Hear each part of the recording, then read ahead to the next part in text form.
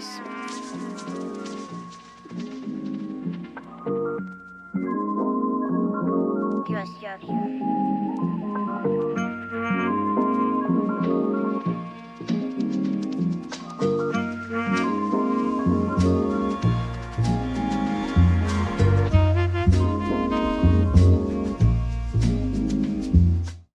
All right. Okay. Bit of Discord also recording. LJ, you want to give me a hello? Yes. Hello. Thank you. Thank you. Making sure some Discord levels are working. You're just happen to be the person I know who will talk. Just that's all. So, thank you very much. And let me go ahead and share my document.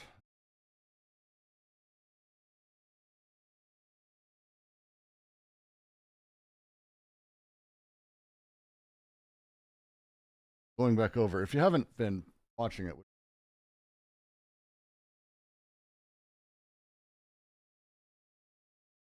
been going over bad takes. Anti-Oedipus. Oh, it's been so long.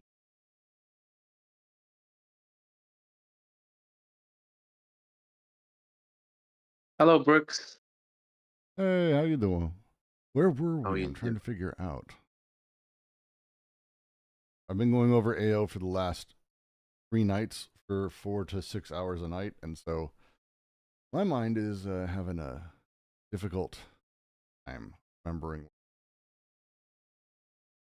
think we had just started 4.2. Yeah, we finished. We got to the end of the diagram.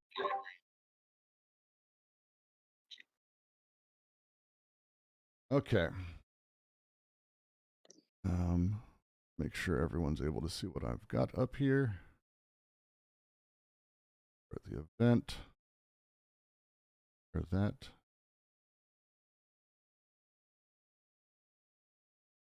Okay. I guess I'll just go ahead and kick us off and do the thing that's just wonderful and say, hey, how are you doing? Thank you for joining us at the Quarantine Collective's ongoing reading of Oedipus. Even though it's a new year, it's not quite a new book yet. We are making our way through the final chapter of Anti-Oedipus. Hello. Because this is one of the sections that I said last time, and I'll say again, I find myself having more challenges with this time around as I'm starting to read other books that are clearly informing this. Klosowski comes to mind first, who's done a lot of work with specifically the phantasm and with belief and all these things that they're playing. So it is going to be low. Hopefully everyone's fine with that generally. But beyond that,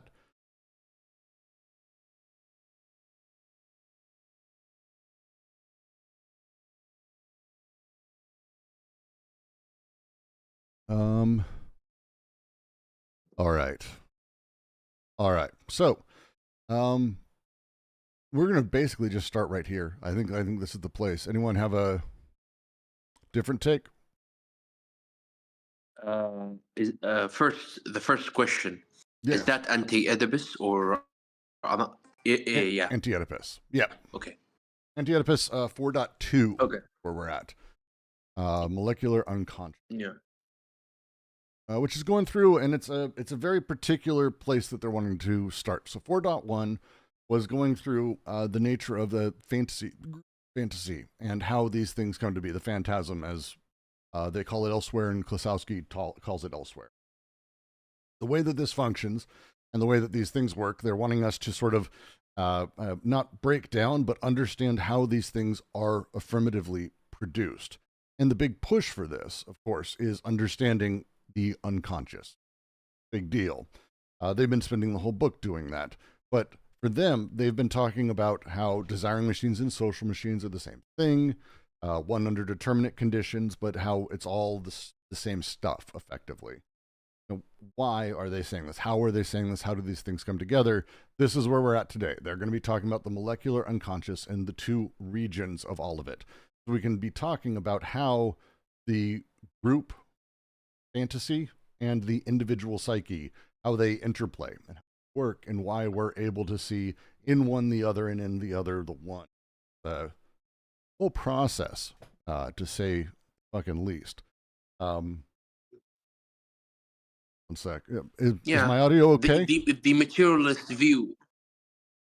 The materialist view of history, as in the German ideology. If you read the Critique on Feuerbach, the same thing, but in Deleuze talking about desiring machines. Yes, they're talking about desiring machines here, and this is about the molecular unconscious, understanding how these things come together. So we'll dive in. We'll make our way through.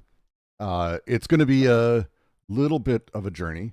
Because I'm going to end up spending a little bit of time rabbit holing on various things. If anyone here has a challenge on a note, feel free to drop it in chat and say, what does this mean? We will spend time. Do not hesitate. Do not worry. We are going to spend time to nail this shit down.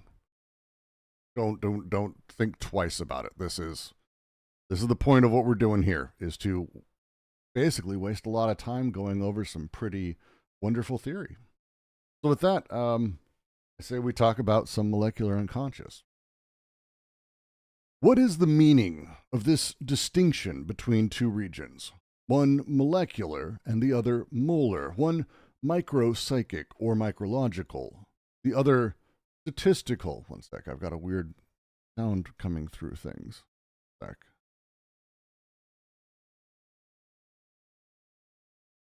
Happened. I have Discord muted.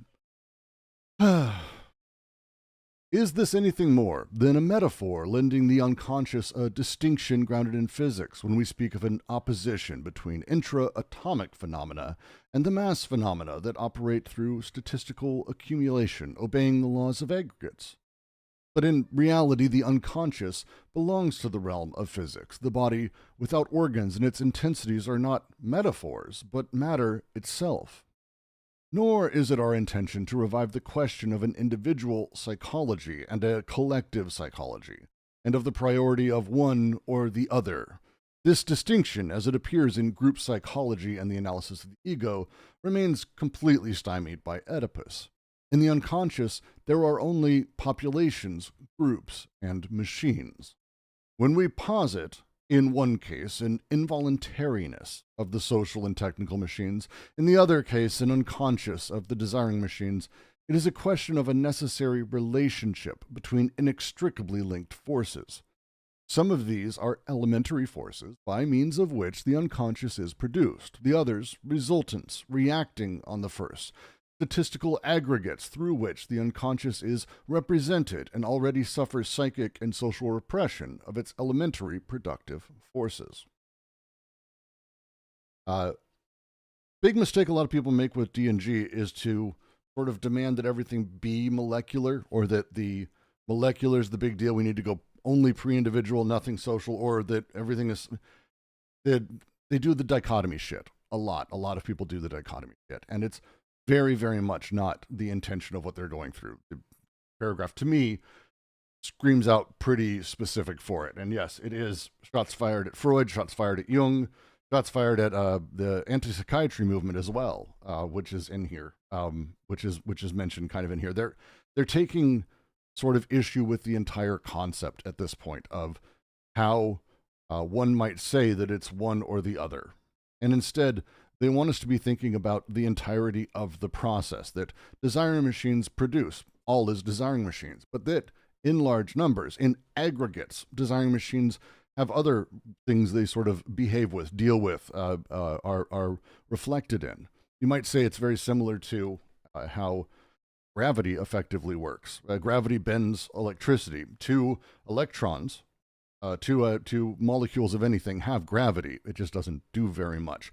But the way gravity functions in large numbers bends things. It doesn't mean that there isn't stuff happening at the molecular level. It's that the molecular things that are happening have larger effects in aggregate that then falls back on, takes over, interacts with these other things. And this process altogether is this inextricably linked force that they're speaking about here, the relationship between all of these things.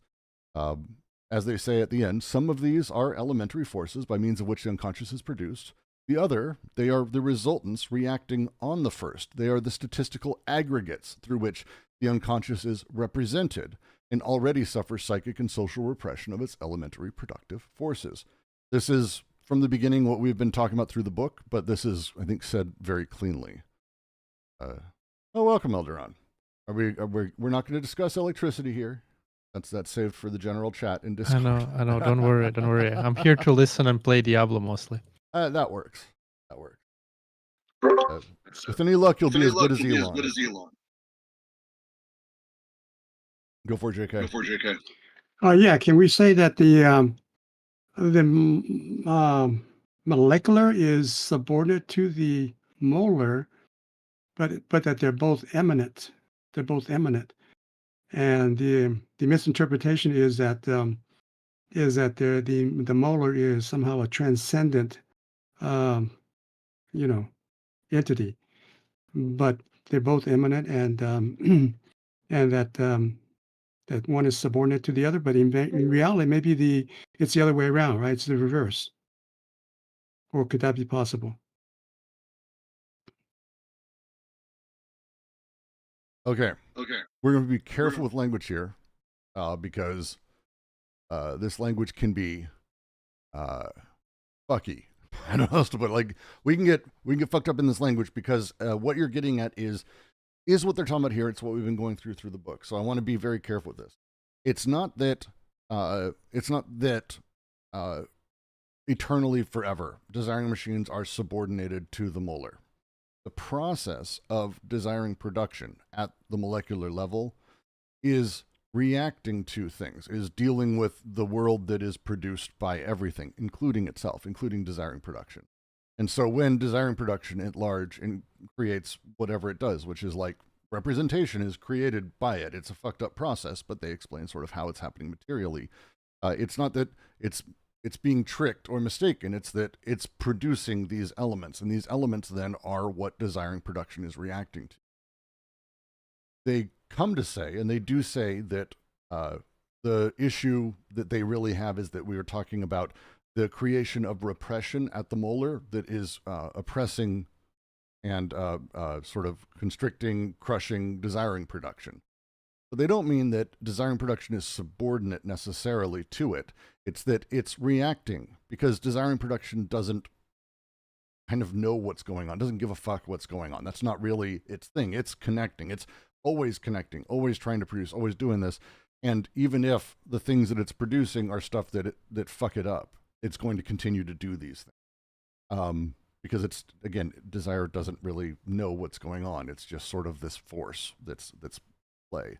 So it's not so much that one is subordinate to the other. It's that the things that its desiring machines are doing in aggregate, creating in aggregate, are being reacted to by desire as well. So it's this, you might say, an unhealthy feedback loop that's being created. But it's not necessarily true that it's always subordinate. I want to be very careful about that. It's tough wording. Right.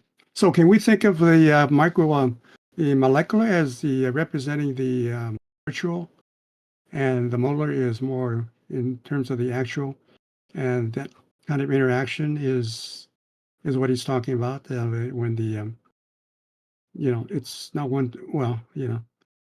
subordination may be the wrong word, but maybe it's an interaction between the two, but one is actually actually the molar is actually subordinate to the virtual, right? The actual is actually subordinate to the virtual. So in this sense, maybe the molar is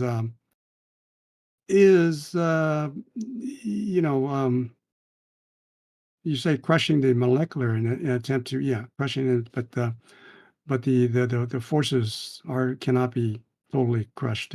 Repressed. It's really how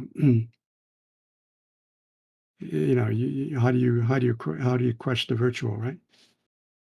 So these desires will continue to react and do its thing. So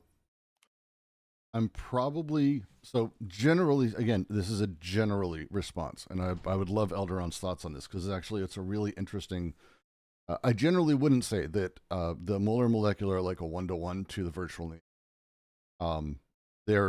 I would say they're complementary in ways. Like we can have that. I think there's ways for us to talk about how they might, but the production of things, the desiring production overall, I think as this works is slightly different than that. The virtual field that ultimately becomes actual, that then the actual is then sort of reabsorbed into the virtual and becomes virtual again. This consistent process of becoming is not quite the same thing as how molecular production creates and works together in aggregate. It's not so much that desiring production creates social machines. Desiring machines don't create social machines. Desiring machines in aggregate are social machines. It's not one step than the other in this process. I would be hesitant to say it's the same as virtual does ultimately, collapse into a concretization of the actual, which then becomes virtual again. I wouldn't say it's a step one, step two thing in the same way for desiring and social production. Eldoran may disagree, though. Yes. So it's complicated. First off, complicating the virtual and actual onto this book is a bit weird, but there are some places where Deleuze does it. So, quick and short, like just from different interpretation to this, actual would be the desiring machines. It is what is actually there at the moment happening. Like the way that desiring machines work at any given moment, that's the actual. Desiring machines aren't virtual. Like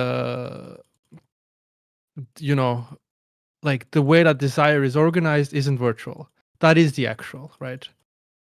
So I'm sort of, it's the opposite of the way that you described it. Except social machines are determinate desiring machines. Determinate implies actual, concretized, even if it's for just the moment of that determination. But the desiring machines are also actual. They're not virtual at all. Right. Like that's fair. Like even if Deleuze and Guattari never said it in the book, and they actually say that desiring machines are actual, like it's quite easy to see why they wouldn't be the virtual, right? Because what virtual is a structure, right? Structure itself, right? So when they say, well, what do they say in the book? What is the virtual? Well, it's the Oedipus, right? It's the way of organizing things, right? Of sort of this like past that never is. There is no Oedipus anywhere in society per se, right? But it bears upon society at all times, right? And it's this sort of structuring that doesn't really exist there, but is always implemented in it at all times, right? It's significantly complicated. If you head back to like earlier sections, I want to say like as they move into chapter 2 or the close of chapter 1 to chapter 2, it's even more because, and again, I think it's a good way Eldoran put it, but it's still even more complex than that because, and this is why it's like I'm trying to stay simple, but I don't think we can with the question. That the challenge becomes ultimately that the connective syntheses are about sort of this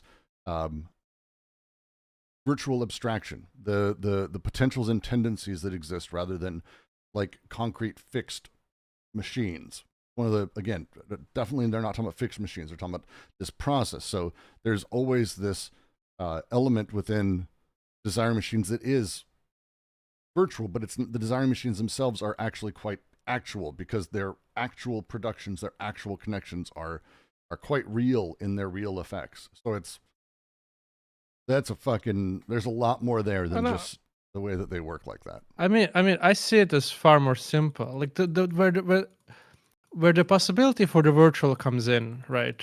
Like just in comparison with like difference in repetition, and here it's the second synthesis, right? So the virtual first appears like not transcendentally, transcendentally, at the second synthesis, at the primary repression, right? But that's still not like exactly the virtual. That's sort of this like possibility of it, right? Like, it's sort of the ability to even later have the secondary repressions, which then, allow for things such as Oedipus and so on to come to the stage, right? So I don't know if I would say per se that virtual is there in synthesis at all times. I think one has to be a bit more careful and see at which moments, it could appear, right? Yes. Again, I think more of the point is I do think it's a complicated response in comparing the two. I think there's a lot of, but Yeah. yeah. It's like I'm looking through and trying to find. It's just a really tough one. There is a part where they say I don't like. I mean, I don't have the PDF now. I know. Where they I say- can hear the mouse. I can hear the mouse clicking. I know what you're doing. It's fine. We're okay with it. You don't have to look. Yeah. I don't want to alt tab. I mean, I you know don't what I'm blame doing. you. I don't want to fuck your flow up, my friend. Yeah, we'll, but we'll the find thing it later is- and we'll post it up. We'll find it later. Yeah. Wait, I'll find it in a second. I just have to finish this. All right. Well, then we'll come back to it. We'll come back to the question as we go. But for now, this paragraph specifically is talking about, and again, when we talk about like the materialism of Deleuze and Guattari and how it operates, they're very explicit throughout this. This is not saying that fantasies or group fantasies and these things aren't material in even themselves. Everything is material. All this stuff is material. They're talking about the stuff of things. In reality, the unconscious belongs to the realm of physics. Body without organs and its intensities are not metaphors, but matter itself. This is the production of things. This is the way things come to be. So they really are upfront, just stating, hey, we're not talking about any of these weird ideologies. We're stepping back and saying that this is about the forces themselves by which the unconscious is produced and the reaction on it from the things those forces produce. Again, this is like science. This is like matter, like material. That's a short version. We'll keep going a little bit because it's a solid point to continue. Because this is the beginning. But how can we speak of machines in this microphysical or micropsychic region, there where there is desire? That is to say, not only its functioning, but formation and auto-production. A machine works according to the previous intercommunications of its structure and the positioning of its parts, but does not set itself into place any more than it forms or reproduces itself. This is even the point around which the usual polemic between vitalism and mechanism revolves. The machine's ability to account for the workings of the organism, but its fundamental inability to account for its formations. From machines, mechanism abstracts a structural unity in terms of which it explains the functioning of the organism. Vitalism invokes an individual and specific unity of the living, which every machine presupposes, insofar as it is subordinate to organic continuance, and insofar as it extends the latter's autonomous formations on the outside. But it should be noted that in one way or another, the machine and desire thus remain in an extrinsic relationship, either because desire appears as an effect determined by a system of mechanical causes, or because the machine is itself a system of means in terms of the aims of desire. The link between the two remains secondary and indirect, both in the new means appropriated by desire and derived desires produced by the machines. This is like, I mean, it's a response directly to an unmachinic vitalism or a mechanistic view of the world, and they're trying to say how they're sort of splitting the difference. We went over a David Smith wonderful essay on this. Let me pull that shit up.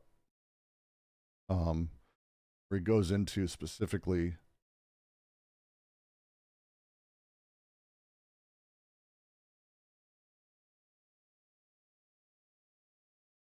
Daniel Smith.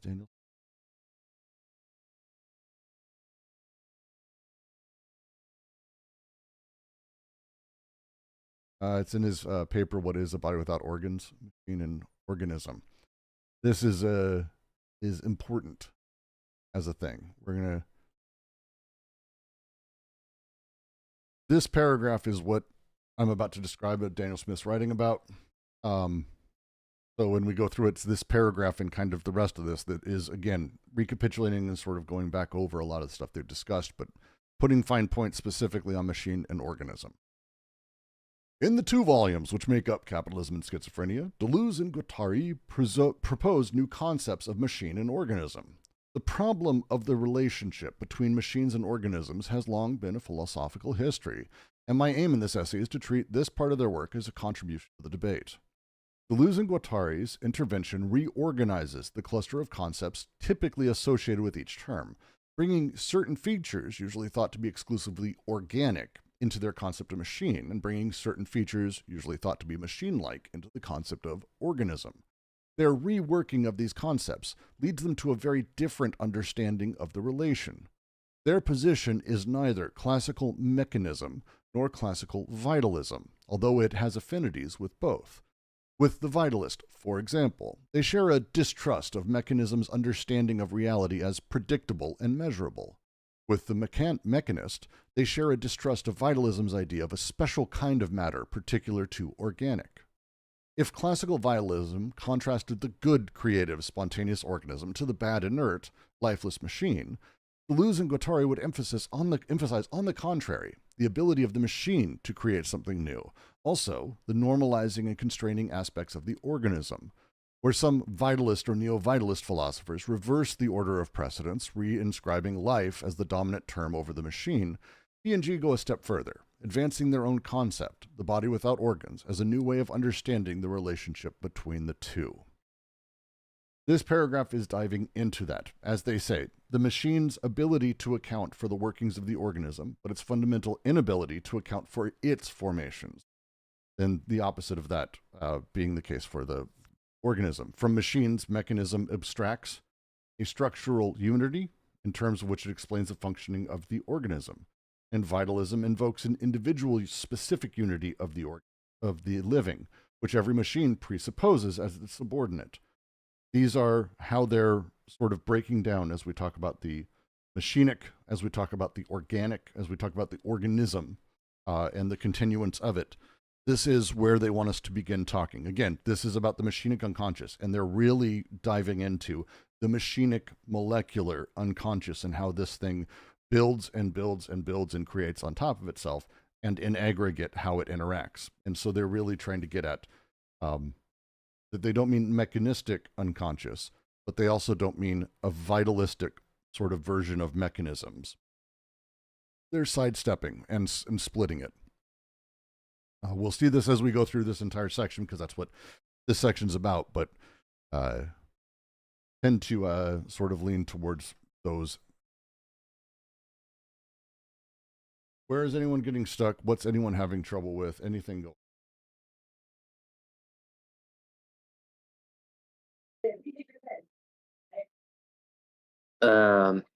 I guess I have question, but like let's proceed because I think there is something.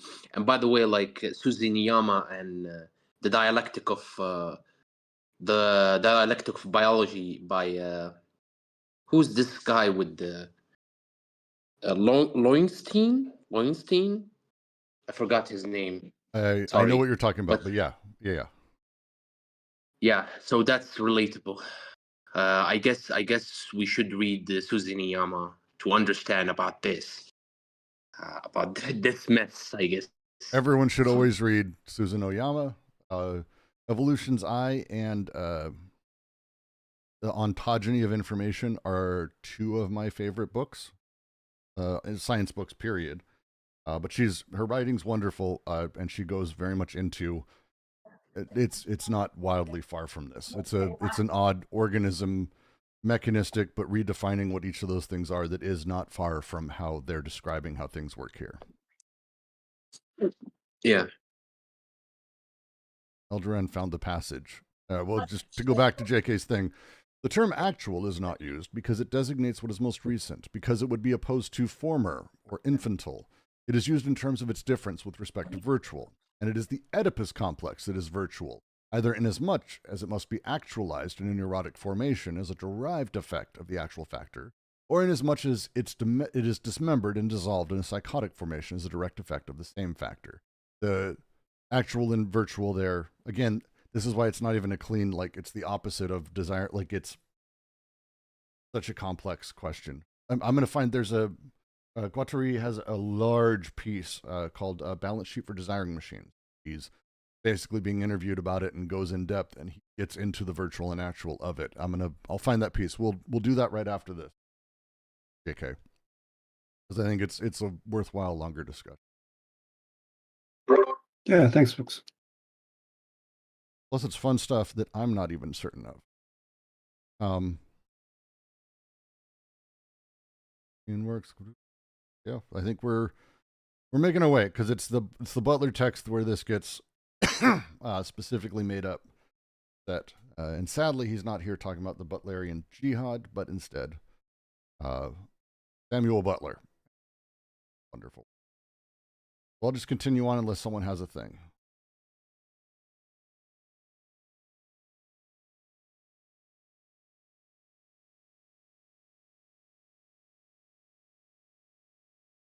All right. A profound text by Samuel Butler. The Book of Machines nevertheless allows us to go beyond these points of view. It is true that this text seems at first merely to contrast the two common arguments, the one according to which organisms are for the moment only more perfect machines, whether, they're quoting Butler, whether those things which we deem most purely spiritual are anything but disturbances of equilibrium in an infinite series of levers, beginning with those levers that are too small for microscopic detection. Poet. The other according to which machines are never more than extensions of the organism. The lower animals keep all their limbs at home in their bodies, but many of man's are loose, lie about detached, now here and now there in various parts of them. But there is a Butlerian manner for carrying each of the arguments to an extreme point where it can no longer be opposed to the other, a point of non-difference or dispersion. For one thing, Butler is not content to say that machines extend an organism, but asserts that they are really limbs and organs lying on the body without organs of a society, which men will appropriate according to their power, their wealth, and whose poverty deprives them as if they were mutilated organisms. For another, he is not content to say what organisms are machines, but asserts that they contain such an abundance of parts that they must be compared to a very different parts of distinct machines, each relating to the others, engineered in combination with the others. I'm going to continue because this is one paragraph in the frame. What is essential is this double movement, whereby Butler drives both arguments beyond their very limits. He shatters the vitalist argument by calling in question the specific or personal unity of the organism, and the mechanist argument even more decisively by calling in question the structural unity of the machine. It is said the machines do not reproduce themselves, or that they only reproduce themselves through the intermediary of man. But does anyone say that the red clover has no reproductive system because the bumblebee and the bumblebee only must aid and abet it before it can reproduce? No one. The bumblebee is a part of the reproductive system of the clover. Each one of ourselves has sprung from minute animalcules, whose entity was entirely distinct from our own. These creatures are part of our reproductive system. Why are we not part of that of the machines? We are misled by considering any complicated machine as a single thing. In truth, it is a city or a society, each member of which was bred truly after its kind. We see a machine as a whole. We call it by a name and individualize it. We look at our own limbs and know the combination forms an individual which springs from a single center of reproductive action. We therefore assume that there can be no reproductive action which does not arise from a single center. But this assumption is unscientific. The bare facts that no vapor engine has ever made entirely by another or two others of its own kind is not sufficient to warrant us in saying that vapor engines have no reproductive system. The truth is that each part of every vapor engine is bred by its own special breeders, whose function is to breed that part, and that only, while the combination of the parts into the whole forms another department, the mechanical reproductive system. Quite lovely. In passing, In passing, Butler encounters the phenomenon of surplus value of code, when a part of a machine captures within its own code a code fragment of another machine and thus owes its reproduction to a part of another machine. The red clover, the bumblebee, or the orchid and the male wasp that it attracts and intercepts by carrying on its flower the image and odor of the female wasp.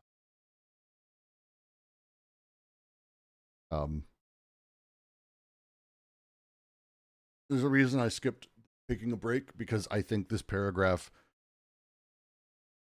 the breakdown we have in general discussion and in a lot of philosophy, like this is not a like random new thing, a lot of philosophy is when we talk about machines, we talk about, oh, the machine I made. I have my Nintendo Switch and someone made that, but it's a machine that was made by people. It doesn't reproduce. It is a machine, and it's kind of just, you might say almost a dead end. We talk about it often. Even machines that, oh, it's a printing press. It's going to make stuff, but it doesn't do anything. A human has to come to it. Vital is necessary for that. And then conversely, vitalists will often say, well, we humans are unique. We have this special soul or other things. Oh, I'm going to mute. Yeah. Just letting you know, I'm muting you real quick so we can. And I did not pronounce your name right. That's but the humans are unique. There's this central hub that makes us a unique special organism, and machines don't have that. They're a collection of parts. But then at the same time, this falls apart when we start talking about, well, where is it that we end? Where is the center of things? How do we work? We can have a mechanistic view of ourselves. I often make the joke, where does the brain end? And this is actually a thing that like neuroscientists are even debating actively, because there isn't like a line that like, there's like not a tag where it's like, oh, here's the end of the brain with like a little, oh, your brain stops here. It's not written in each of us. Well, where does it stop? Well, the idea of how brains work and what they do, they remember things. If I write on a notepad, if I write in a computer, if I make a note on a refrigerator, and then later I see a thing and I remember a thing because of that, is that notepad or that refrigerator or that computer my brain? Yeah, it's really actually a worthwhile conversation in how we consider the edges of the stuff. Then, even more so, when we say a machine doesn't reproduce, how is that the case? Well, it just sits there. Yeah, but so do clovers. So do trees. But trees don't like reproduce. They don't fuck like humans and like spit out a new tree. They drop it, or they have fruit that gets eaten by someone. Fruit gets eaten, and then the fruit gets shit out. Well, is that animal not part of that reproductive organ? Well, then wait, is that animal who then needs that stuff, that this process, where is this primary causation, this singular point or fount of things?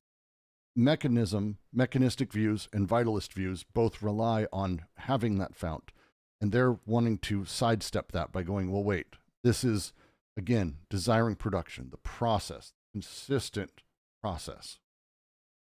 Where is the edges of the machines? Where's the edges of reproduction for the machine? No, Tom, I know trees do reproduce. They reproduce through other animals. They reproduce through other insects. There's incredibly complex ways that all of these things reproduce. But also this is the case for machines and organisms. This break is the thing. This is where we start seeing, as they even bring up at the end, this odd little bit of a surplus coding, surplus value of code, where a machine captures within its own code a fragment of another. The orchid and the wasp, as being the example they run with, I think, very consistently. The orchid that looks and smells like a female wasp, and the male wasp believes that. This would mean that the wasp and the orchid are part of the same system of reproduction for that orchid. It's very, there's not another wasp. It's not another wasp doing shit necessary. So this is the point where Butler takes it to this extreme, and the setup pushes us in a very particular direction. Unless someone has a thing, I'm going to continue. Any questions? I have a thing to say, Oh, but please. not philosophically. Okay. The fun thing about the wasp and the orchid, and when we want to talk about the surplus value of God, we mean a fucking surplus there, is that orchids are so good at enticing male wasps that you could put a perfectly hot, attractive female wasp right next to the orchid, and like 90% of the time, the male wasp would choose the orchid, right? Yes. To like have sex with it. To such an extent that they often exhaust themselves before they ever even like reproduce with a female wasp. It is amazing. This is called, I believe, the 4chan effect. Sorry. That's a joke about incels. I'm sorry. It's good, yeah. No, it's accurate, and it's a thing that we actually see a lot in not just them, but other animals that have this same sort of odd symmetry and relationships. I don't want to say simulacra because that's not the way that they exist, but the power and the surplus of code that exists in the orchid is exceptionally strong. And it's kind of incredible when you start dealing with it. The red clover and the bumblebee, again, it's only works with the bumblebee. The red clover is built in a certain way that you can't have anything else. There's multiple flowers that only work with a single type of butterfly because it happens to have a long enough tongue thing, sucker tongue. Like, this shit is like, it's kind of incredible that it's that fine-tuned and that really hardcore. But again, the question would be, is the wasp not part of that reproductive system? Of course it is. It's the reproductive organ of the orchid. And this is where they want us to continue to move. And so I'm going to. Unless someone else had a thing. I heard multiple people. Also, if you want weird, check out how figs reproduce. It's the most amazing thing ever. Oh, figs devouring wasps? Yep.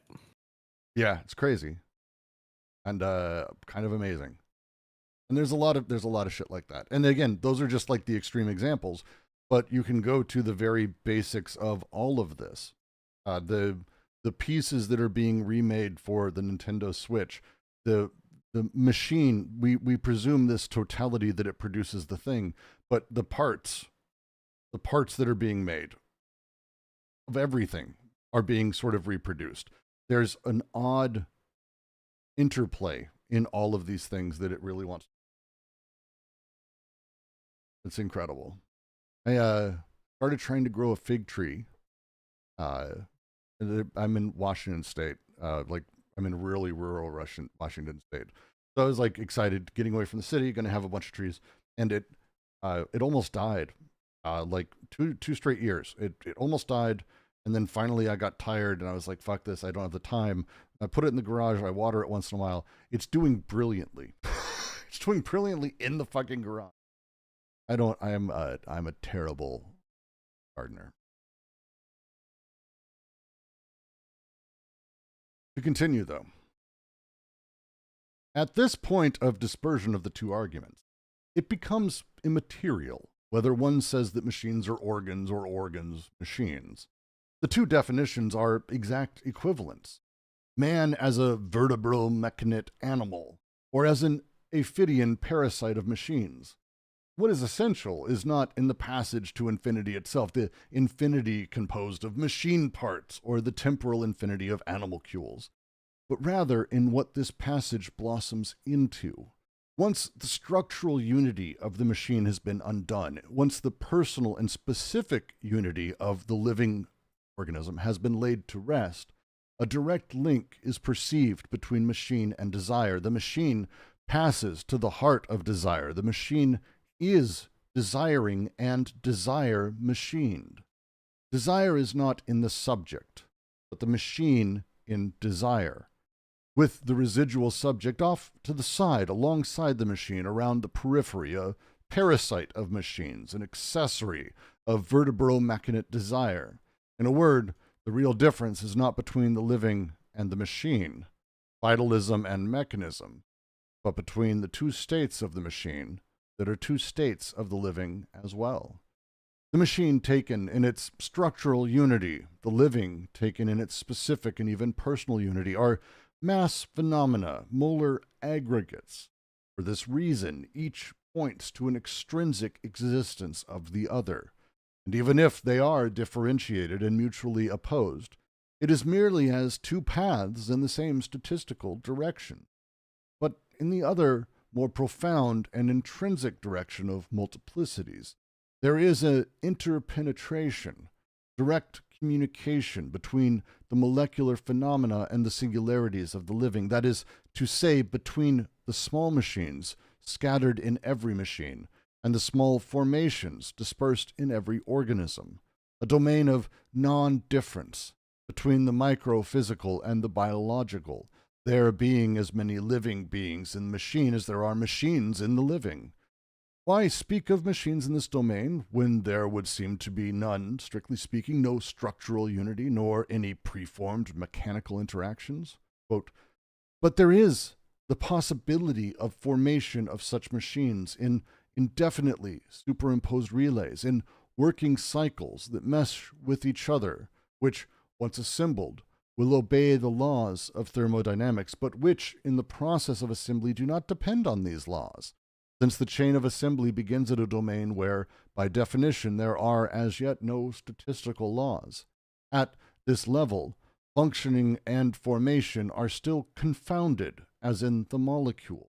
And starting from this level, two diverging paths open up, of which one will lead to more or less regular accumulations of individuals, the other to the perfecting of the individual organization whose simplest schema is the formation of a pipe. This is Raymond Rouyer. We have a Raymond Rouyer reading every single fucking week on the and we also have the readings recorded and uploaded here to YouTube if you want to go and listen. Raymond Rouyer was the guy when it comes to cybernetic. I mean, I want to say as a term, like I'm off in that. He's the guy. He's incredibly formative to an astonishing number of things, and not enough people have awareness of him. When they started the reading on the server, I had heard of Rouyer, but when we started actually diving into it, and I immediately went and bought all of his books. It's astonishing. Really incredible.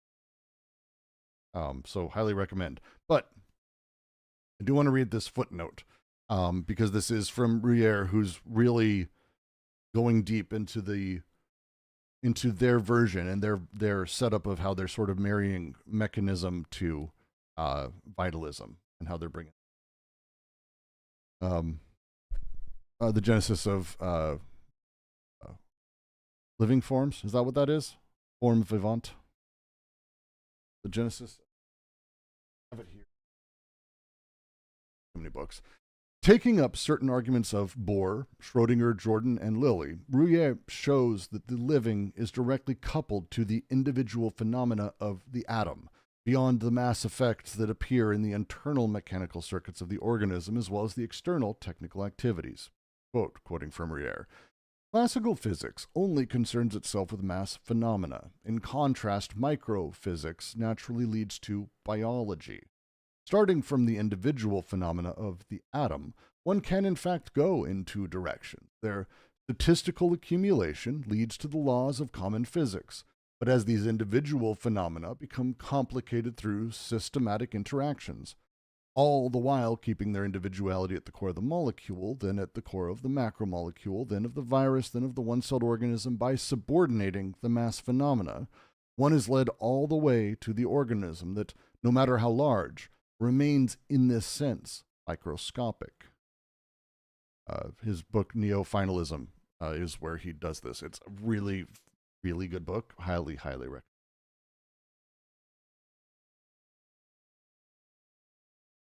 So, highly recommend it.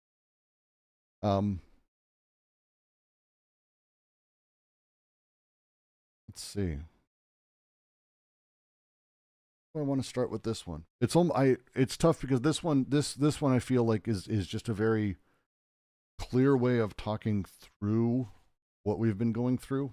It's one of those things, once in a while they quote other people who in theory should be more complex, but somehow are actually much more clear than what they're doing. It happens often to these guys.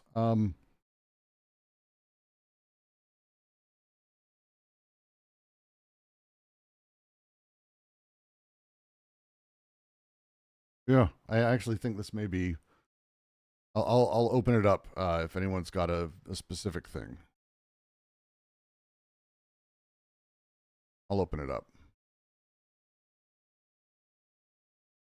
In YouTube, human digestive systems are facilitated by bacteria that is not of us. Very bacteria is also monitored by nervous system and emotional behavioral situation.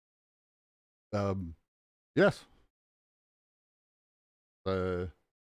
Yeah. This is the thing. This is the odd. The ability for us to say things start at the center of the organism, or that the machine is simply made of parts, really is about how we privilege in language the idea that we start with ourselves or a self, and then everything else is sort of outside of ourselves. The gut bacteria that actually drastically affects your mood. Studies have shown that drastically changes how you behave or even how you think, and can completely fucked up. They're not controlling you. Like that's the wrong way to think of it. But they're part of you as much as, you know, if you have a cut on your finger, it gives you a bad day. You know, if you have a paper cut, I sliced my finger really, really bad with a gigantic kitchen knife a couple months ago. And that for like 2 or 3 weeks, I couldn't quite type the same. It fucked with my day. But I wouldn't say that the cut is outside of me, affecting me. Like, God damn. I treat it differently, privilege it, do this. This is the argument they're making, that all of these things, all these parts are actually part of and also not. And also, by the way, we're sort of sitting beside it. It's this very particular setup that the subject is not the center of the thing. All mechanisms lead to its creation or are derived from it, which is the traditional vitalist and mechanistic view. Instead, they're actually literally setting aside the subject. The phrasing that they use that I really like.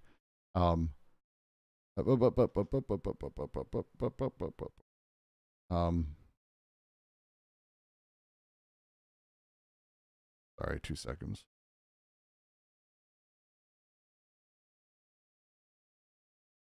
God, why is my eyes not showing me where this is? This feels embarrassing sometimes.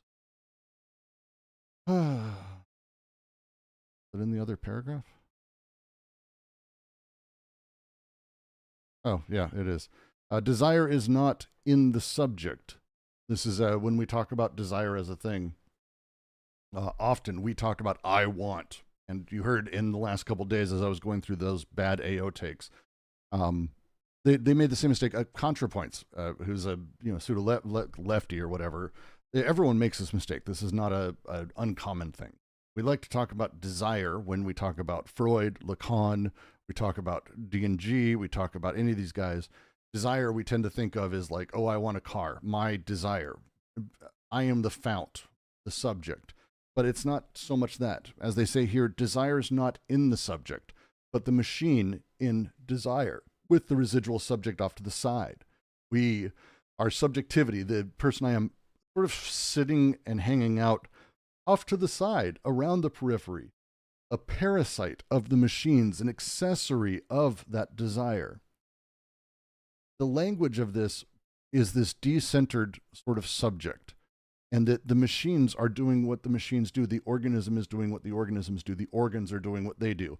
This is a productive material thing. And it's not about, as they say, the real difference is not between the living and the machine, which we tend to, as a delineation, go, oh, this is the end. It's not alive, so it's not part of it, or whatever it is. But instead, it's between two states of machine that are two states of the living. Structural unity, the living taken in its specific and personal unity, are mass phenomena.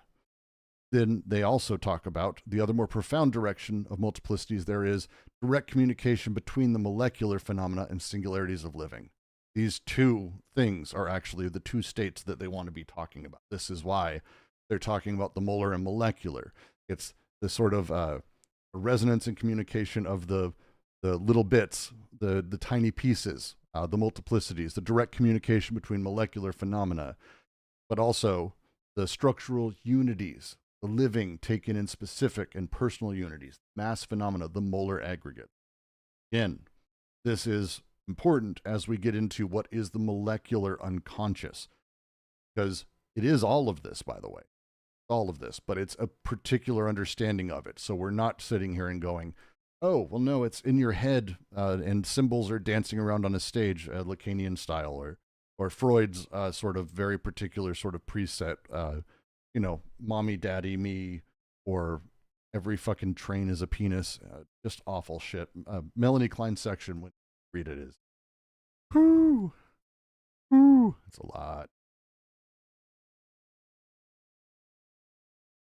There's a small cut at the starts of words. Maybe 2 seconds. Let me see if I can. That may be my noise gate.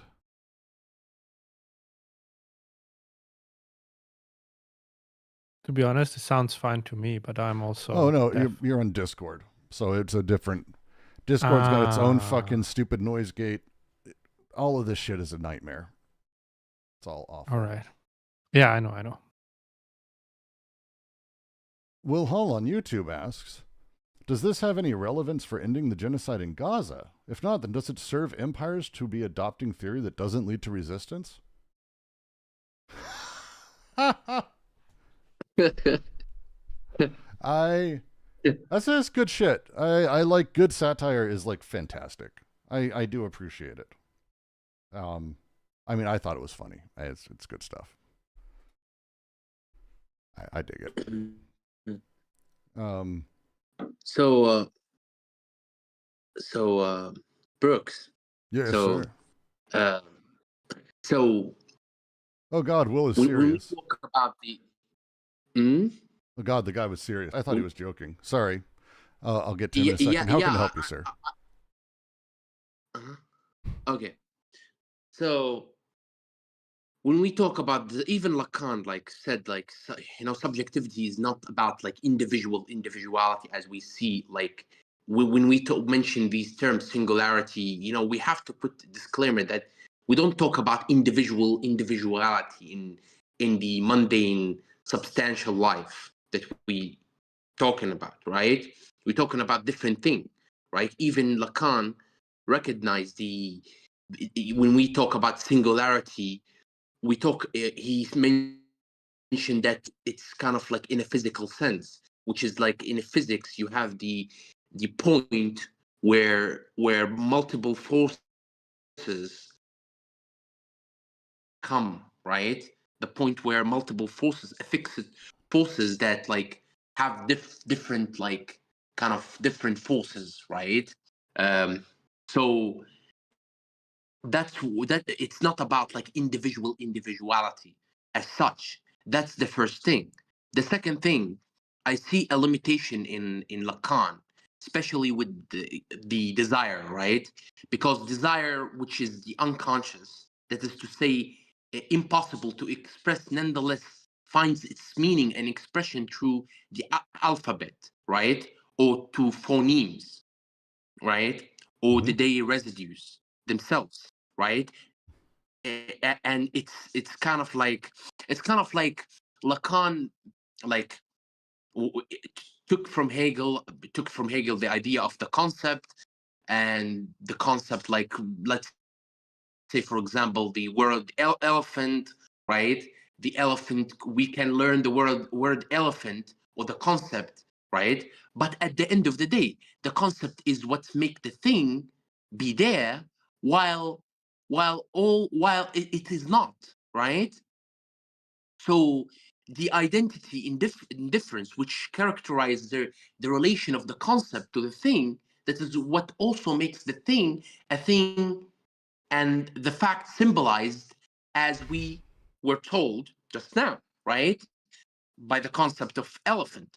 We are talking about the things, and about some eternally unidentified,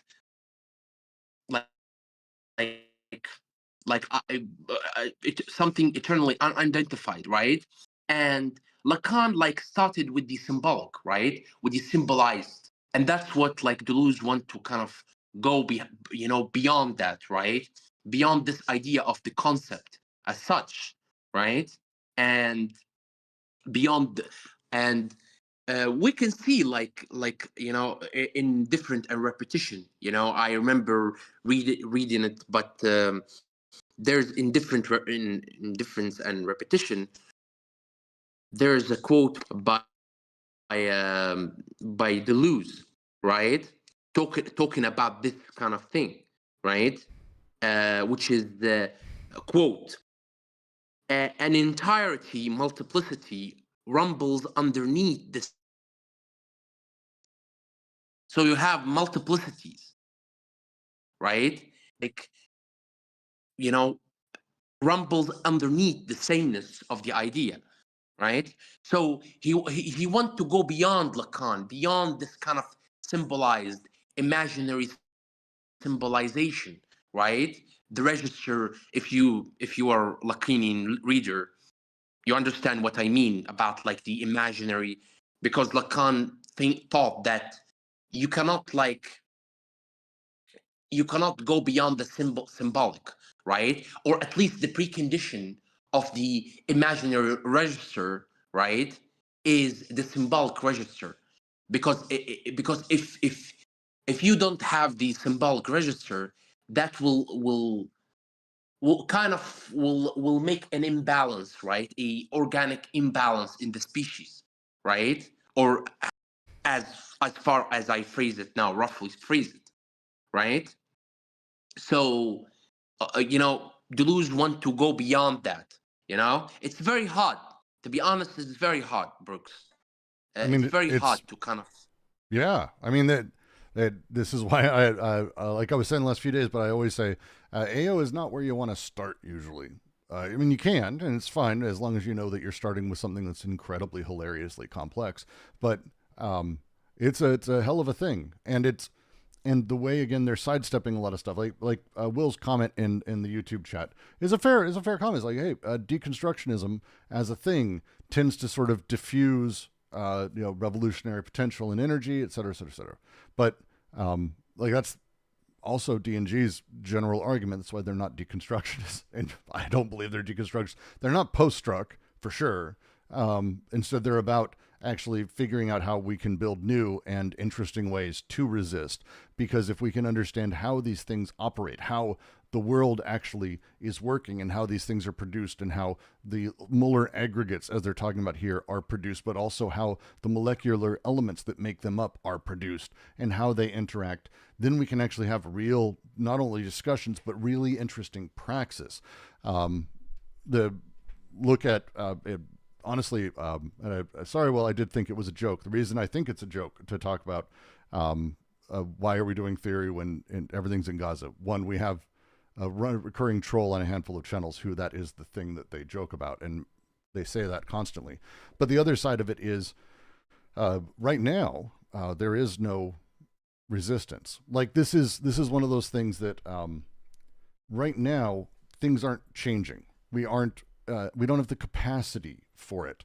And a lot of the reason we do not have the capacity for change is that the vast majority of conversations that are happening about this are really pitting people almost ideologically against each other, or putting people in the same position where ultimately they're just reifying power by how they argue and how they go back and forth.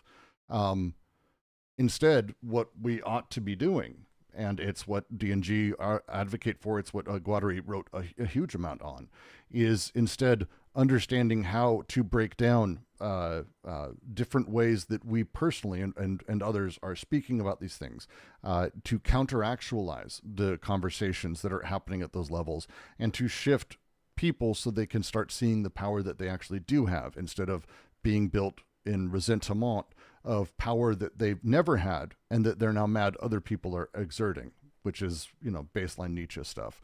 So this tends to be, for me, the way I look at what they're doing and what their push is, especially when we're talking about stuff here. The way that people tend to look at capitalism is, generally speaking, incredibly wrong. Capitalism is when money is not, like, it's very frustrating. Capitalism is when I have to work, and I hate that. So, God damn it. It's when you have to work, maybe we can have that. Yeah, but that's not what they mean. There's a lot of and all those things, like you're going against kind of human everything, history, the entire social order. Well, how's this produced? How do we get there? How do people find these things defined the way they are? How are people developing meaning? How are people producing this stuff? How do we get there? Is kind of a big deal. I mean, okay, so someone on YouTube's correcting me. Technically, they are post-structuralist in that they're beyond structuralism and they're replacing it by machine. Sure. The machinic nature of what they're talking about, though, is it's not post-struct in the sense of like we want to deconstruct and destroy all structure. They're not really saying that. In fact, they're really having a very different type of conversation, in my view. You know, Eldoran will disagree with me probably, but you know, or maybe not. Maybe he's in a complex boss and won't be able to. No. He's clicking.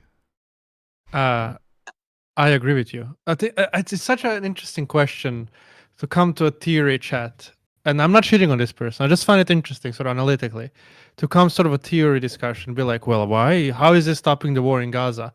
Like, how are you stopping the war in Gaza? Like, what are you doing here? You're on YouTube watching this. Like, are you in Gaza right now? Are you fighting like against the oppression? Like, it's such an interesting thing to like come to a theory, right? Like, and as people are sort of having these intellectual. It's built out of that frustration, and it's a frustration, I think. Yeah. The resentment within what is the pseudo left, but also felt on the right. Like, I think in general is like, why aren't you doing more? Is the same thing. It's the sheep and the eagle. It's why I use the term resentment. It's the sheep angry at the eagle for not holding back on diving, because the sheep's like, I don't ever dive out of the sky and steal people's children. Why do you? And it's like, yeah, well, exactly. That's where I was going. It's like coming to a party and be like, why aren't you upset at this more?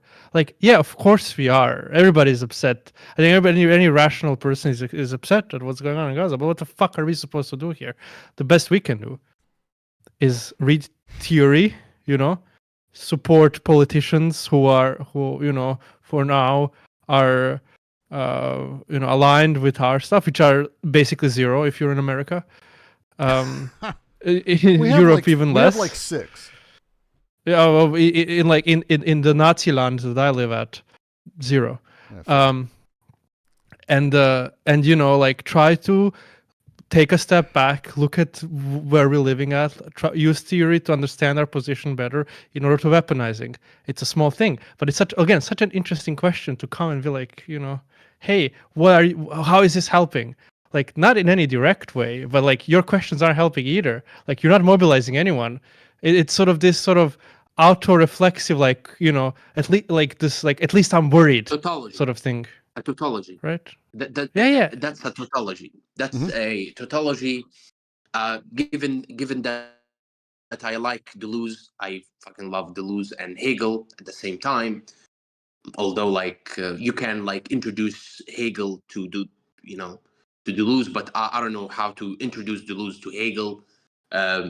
But like, I think that this is a desire, and social recognition is something that at least the same, I guess, oscillating, you know, and people want social recognition.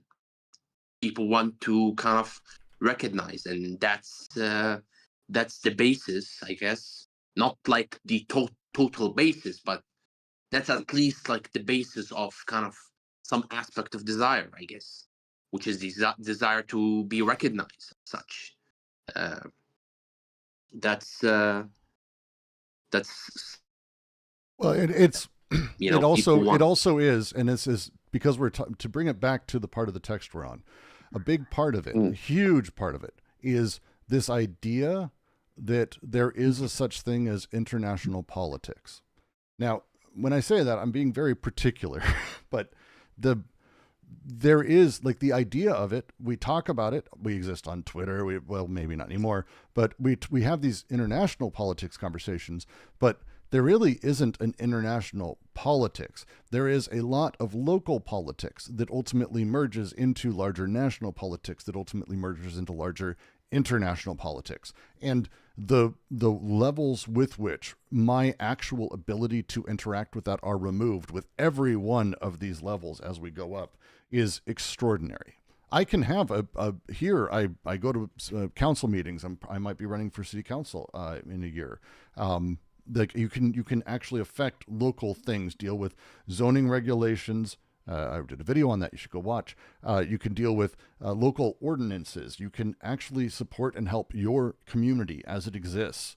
But once you start getting to even the city level, I'm talking about town level. Like once you get to the city level or larger state level, dear God, in the U.S., you're talking about, millions of people, and the dispersion of power that is needed is incredible to just overcome at the state level, let alone the United States level, let alone the global level. So these things that sort of happen, it's important to make sure that when we talk about, well, what aren't you doing there? It's not far from saying, well, why aren't you talking more about the thing that happened in a movie to the vast majority of people? Sure, there's real people dying, but I'm able to affect it as much as buying a movie ticket. I can give some money, I can talk about it, but really what I'm able to do is affect those that I have the power to affect. My reach is limited. There's 35 people on YouTube. There's 10, 15 people here. I do complex Anti-Oedipus philosophy streams. No one fucking watches me. Like no one, like I know you do. And I love all of you. And the fact that you're willing to put up with this means you kind of are in the same place as me. But like you were looking at someone like, at best, someone like Hassan, how much effect does he have in the real world when it comes to this stuff? Very fucking little. Nothing. Very fucking little. And so how do you do this? How do you make I mention Hassan because he's my favorite example of this. Sorry, LJ. He's my favorite example because he doesn't affect politics meaningfully, like at all. Marion Edelson, who is a billionaire, well, the wife of a dead billionaire, and affects politics drastically because capital is really the power and needs to be exercised in a particular way. So when we have this conversation about like, what can you do about that? How is theory affecting that? It's like, well, yeah, what does affecting that even mean? And why are we in a place where we have this mass delirium that we are somehow on the other side of the entire world, having almost no power in any semblance, statistically no power. And it's being called on us to do something in a way that puts everything else that we have. Like, it's just this really complex conversation. It's a... Yeah. Also to like a bit less of a sort of, cynical answer than that maybe came from me first, like according to this like theory stuff, like books are dead letters. Like they're not doing anything directly. So you look at it. If you find nothing useful to it, you drop it. You move on, right? If you think theory is not used for politics, I respectfully disagree. But you can do your own thing, right? And when it comes to like capitalism as such, and this is what Brooks was talking about, like to bring it back to the point, right? Like we are like what this book analyzes is it gives us a specific problem, right?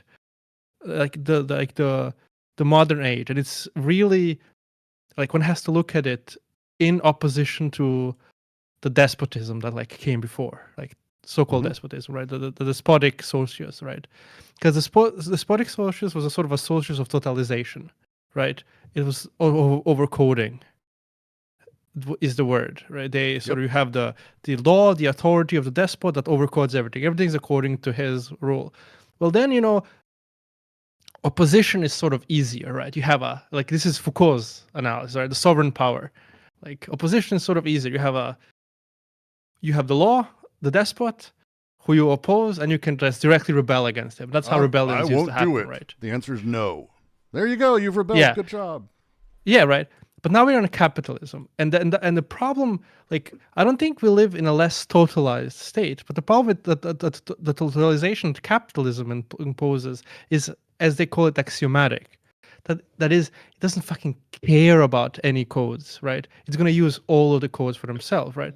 That's why you can have fucking dictators, socialists, third world countries, first world countries, all of them sort of participate. You have like stuff like Scientology and all of it, right? There is no codes that are necessary for it to work because it doesn't really care about overcoding. It doesn't give a shit at all about it. It decodes and then transfers all of that onto the notion of, you know, the axiom, the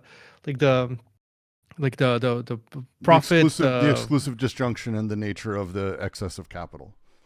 Yeah, and that's the interesting part. So now, well, and again, because I have to interrupt because I have to tell you, Will is continuing to make the point you're making, because he says he was drawn to Anti-Oedipus because of how psychiatry and psychoanalysis blame the family and diffuse resistance and pathologize it. The idea is if you want to end neurosis, you must destroy capitalism. D&G want to respond about resisting capitalism instead of individualistic mental health treatment, which is no. Like they're like the answer is no to all of that, because again, I mean I haven't seen it. It's not resisting capitalism. It's not like that. It's, oh my God. Please continue. I had to read that, Elderon, so you could have that. Yeah, exactly. And then, like, the point is there is no resisting capitalism. Like, you can't simply say no. That's why the logic. That's when you look at like someone like, and this is what I find interesting, when someone like Foucault, like lauds Bataille for being this like the transgressive like thinker that was able to like subvert the laws for himself. Like that doesn't work. And this is the point for deleuze the guattari. This sort of simple logic of transgression, of saying no, of simply inverting and like perversing the rules that are already that apply to you, doesn't work anymore in capitalism, right? Because sort of the totalization, like everybody is not totalized as a group anymore. Like you can be totalized as an individual, right? And it's a different logic, right? And capitalism just doesn't care. Like it's gonna continue its own like decoding, right, and axiomatizing that it does at any time. So the point is, and this is what they're doing, like they're doing an analysis. The point isn't to understand what kind of resistances one can establish in this new type of system, right? Well, and to understand how the system works. Will, in the chat, he brings up how Sartre is relevant because he actively supported anti-colonial liberation struggles until he fucking didn't by supporting Israel and being basically drummed out of everything, including Fanon's Fanon had people pull he called his publisher and said, pull Sartre's intro to my fucking book because I want nothing to do with that piece of shit. Like you're talking about, and Sartre is almost beautiful as an example of why D&G talk about it the way that they do.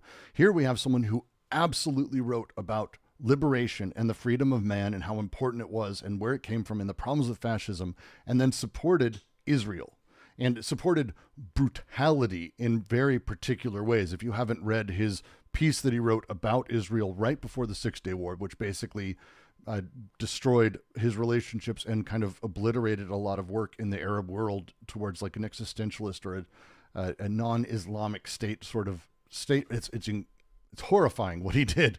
Like it's genuinely a problem. But the setup of it is because, as they talk about, it's not just that Sartre is a thing. It's not that anyone is a thing. It's that people have investments in a lot of different directions. And he may absolutely have this revolutionary capacity in him for change, but his investment is in state structures in particular ways. And so, yes, he fights it in these ways because it's really aligned with his desire. It's aligned with desire. It's aligned with his understanding of, it's aligned with his delirium. It's aligned with how he sees these large aggregates. The whole setup of how he operates, and it's not fuck Sartre. It's Sartre wrote a really fucking shitty thing. This happens, by the way, more often than we want to talk about. Zizek, for example, we'll just say the last few years, Zizek's been questionable.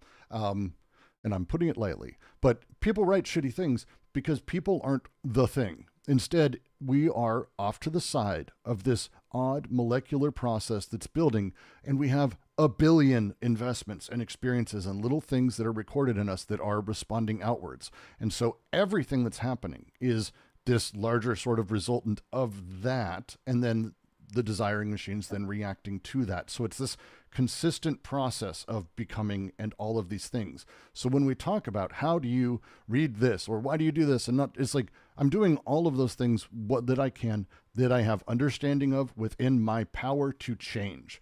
And it's not far, honestly, from the Alcoholic's Prayer. If you've never had a family member in it, I haven't gone because I'm not luckily that. But if you haven't had a family member in these things, it's the understanding to the power to change what you can and the understanding to know the difference, the wisdom to know the difference, because people don't know the difference between things they can or cannot change, or even what that means or how these things break down. D&G, all of this book is about breaking down really where our power is able to be put, how it's able to be put, where it can be seen, and what praxis can really mean, and breaking down those larger molar structures and understanding how they were built, how they were made, and how ultimately when we react directly against them, we're really doing the despot's work for him in capital, because you can't rebel against capital. There's no rebelling against capitalism. That's being upset at the efficiency of the marketplace is like, okay, so what do we do then? We can't get away with it. It's a if you believe it's a devil you can't unroll. Like, you can't stop it. We're there. So how do you fight that? By demanding that we overspend on everything so profit doesn't matter. By decommodifying housing. We can have conversations, but just being against capitalism is this really odd, almost useless position that is as good as being against evil. It's like, okay, cool. Well, what is evil? Well, that's a whole thing. Yeah, Brooks, capitalism is not an economic system. It's a base of settings. It's a base of, like, it's not an economic system at all. And there is an interesting effect that happens when one then goes on to talk about. And this is the problem I have. And it's not like this is not just like you're layman. This is problem in theory as well. Mm-hmm. When you go on to talk about like the problems of capitalism, how capitalism is the big enemy, right? And then like you have to first abolish capitalism, and then like focus your, all of your attention to capitalism, so that you get into the defeatism. Like, where do you even start then? There's no way to just like defeat capitalism. Out of where, right? Who, what, how, right? I think. You mentioned it recently. Like, this is a famous Zizek's point. Okay, you had your orgiastic revolution. Everybody's happy. Everybody's having sex. We've defeated the enemy. What happens the next day? Yeah, right. Yeah. It's and this what happens the next day is the problem. And like I always like to bring up. Let's say we all agreed suddenly, like a switch went in our brains. We released a gas that made everyone a Marxist-Leninist, and we've destroyed capitalism. How many diabetics are you okay with dying? Like, that's like my first question I always ask. How many diabetics? Because most of them are gonna die. Like, the reality of supply chain economics inside of the pharmaceutical industry is a real fucking thing globally. Are we going to have people working those? Are we going to have people still doing the job of delivering those things on a weekly basis that a lot of these people need? Or are you just like, cool, we're good. It's anyone who needs supply chain economics and is alive because of that is fuck them, which is fine if that's where you're at. But I think it's worth a real conversation. Exactly. And this is the thing, like, to sort of put it in really simple terms, capitalism isn't the enemy. It's the setting in which all our political problems happen. Yes. And now we have to fucking deal with it. Right? We can't and to be proper, like, according to Deleuze and Guattari, proper Marxist is not to simply like rail against capitalism, it's to always implicate the socioeconomic analysis into your struggle, because you can't separate the two. But you can't simply, be anti-capitalist. Like, then you're doing nothing. And it's when you start talking about, oh, well, the state will just take it over. It's like, okay, do you understand that when we look at the Soviet Union or China today, we can actually point to the fact that capitalism is not just rich people. Capitalism is, it's not just having rich people. The state being in charge of it means that still, by the way, efficiency in production is number one. It still matters at that level. Profit handles differently, surfaces differently, but it still exists. And the way that it functions is like, cool, how are we going to determine where those factories need to be built? How are we going to determine how much of it we need to put out? These things are determined through the same exact mechanisms. Capital as a thing is, again, this backdrop, this sort of layer that plays inside of it, but it's not a thing we can simply outside step by. When we talk about, and he uses the Ursula Le Guin quote, "We live in capitalism, its power is escapable, seems escapable, so did the divine right of kings." I can tell you right now, nobody who was writing at the time, before capitalism exists, went, "Do you know how we take down the divine right of kings? Let us produce excess profit and have it become its own form of currency." Because that's what did it. That's the thing that took down the divine right of kings. Without that, we would have still had fiat currency controlled by the state, controlled by a king. But this changed that. This shifted how power and production worked within society. It negated the king's power, ultimately castrated them all. Even despots are ultimately just basically tyrants who steal as much capital as they can. It's not the same thing as what a king used to be. So if we're going to talk about realistically how a monarchy and the monarchy system and despotism was broken by capitalism, we can do that. But then how do we break capitalism? Oh, wait, that's the point of the book, is for us to begin working on that and creating new things that can play with this and do things differently. It's not fatalistic. Dude, it's not fatalistic. Sorry, I'm arguing now with someone in YouTube chat. It is not fatalistic to say that we can't bring down capitalism, wait for the unexpected. I'm not saying wait for the unexpected. They are not saying wait for the unexpected. They're saying create the new. And the new is not just saying, cool, be revolutionary. Because if you're revolutionary, I'm going to use my example I use all the time. January 6th is the quintessential Deleuzian example of what they're talking about in the book when we talk about revolutionary capacity, but paranoiac investments. People went through the Capitol bashing doors. Like, it was incredibly violent. I don't care what anyone says. It was incredibly violent. I'm not saying that as a negative thing again, but it was incredibly violent. Bashing down doors, beating cops with flags, crushing people, pushing people back, whatever it was. But then as soon as they're inside, like, they didn't knock over velvet ropes. They didn't step over them. They didn't like wander randomly in this building. They stayed in between velvet ropes. That you can have all the revolutionary capacity you want. If your investments are in the paranoiac totality of the state, it doesn't fucking matter. It'll end badly for everybody. If you want change, you have to be invested in change in every way, not just as a revolutionary capacity. What is there to look forward to if revolution is accomplished, overthrow capitalism? Given the way that capitalism is being understood and feudalism on the basis of systematics that totalize, the revolution would lead to something that would have that kind of a character itself, because that is the basis of social systems in general for DNG. So isn't that what one would have to look forward to? One participates in a revolution and then finds oneself ensconced within a system, because there are nothing but systems, and they're territorialization and deterritorialization, this back and forth between systems and their shattering.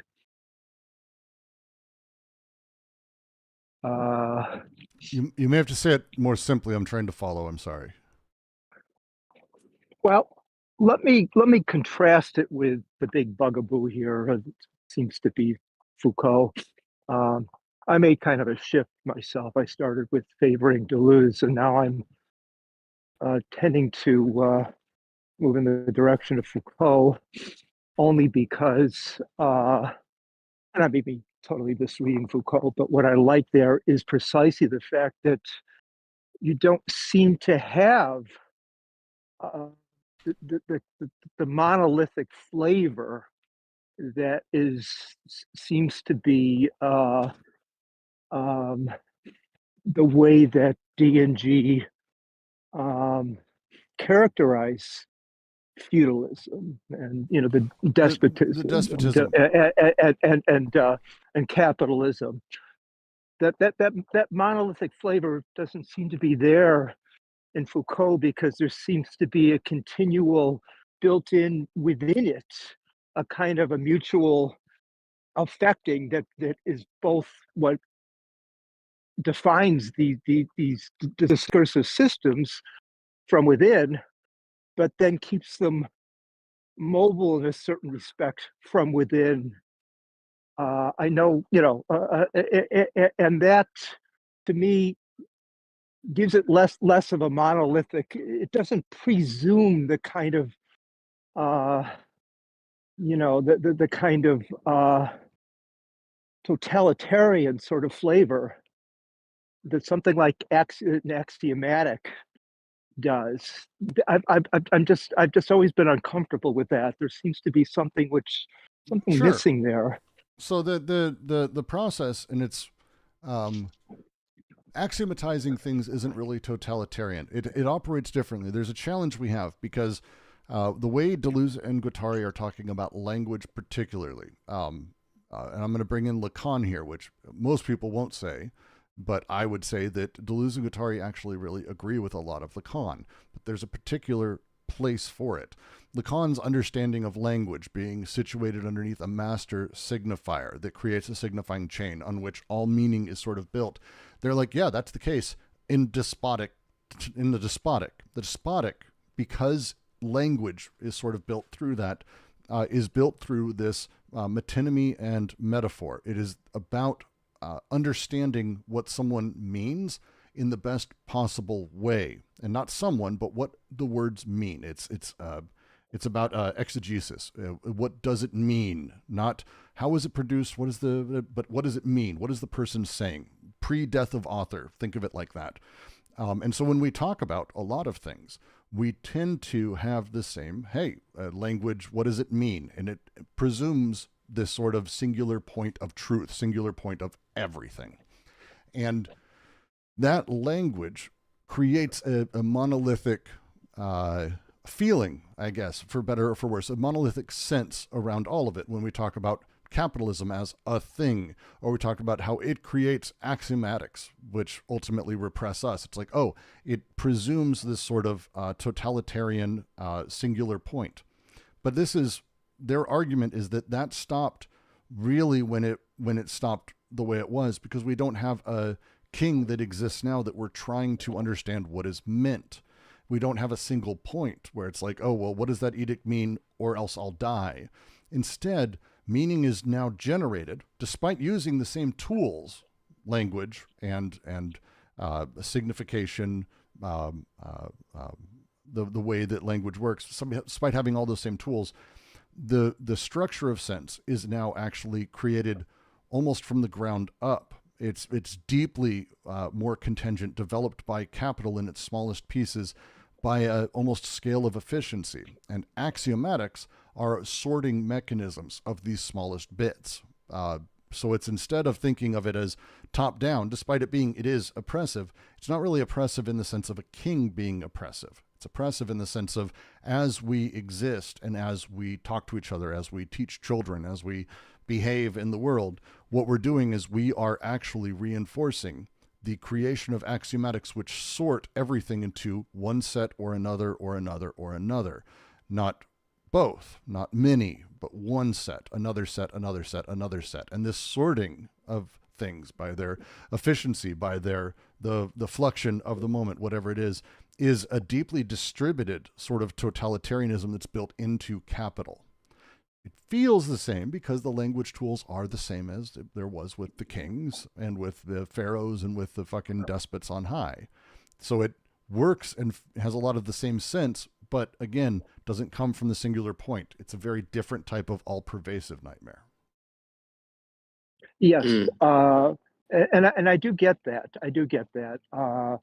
In the same way that I get that, when a DG sort of poke fun at Rorty and this, this sort of pragmatic, kind of goodwill, sitting down together at the table, and where everything on the surface seems to be one in which, they're attempting to come to agreement, and they're on the basis of motivations that are, that presume a kind of an equal basis, or neutral, kind of a neutral. I'm thinking of, like the Rawlsian sort of whatever you call it, the veil of ignorance or something. On the surface, that all sounds fine, right? But underneath it, right, there is this. Well, I think that, right. Wouldn't you agree that it would be fair to describe that as a kind of a, sort of a hidden axiomatic, right? That's not being noticed. All that's being noticed is, well, you've got free willing individuals that are earnestly attempting to interact with each other on the basis of pragmatic mutual understanding. So I do get that distinction between capitalist axiomatics and as you say, how it functions sort of bottom up rather than in this sort of totalitarian way. I guess the point I was trying to make was that there, the outside, right? That's sort of the lines of flight that are sort of swirling around and trying to kind of, they're there, but they're not effective, right? That they kind of they bump up against they're blocked in their effectiveness and their ability to bring an outside, right? An outside which isn't already part of or controlled within sort of this axiomatic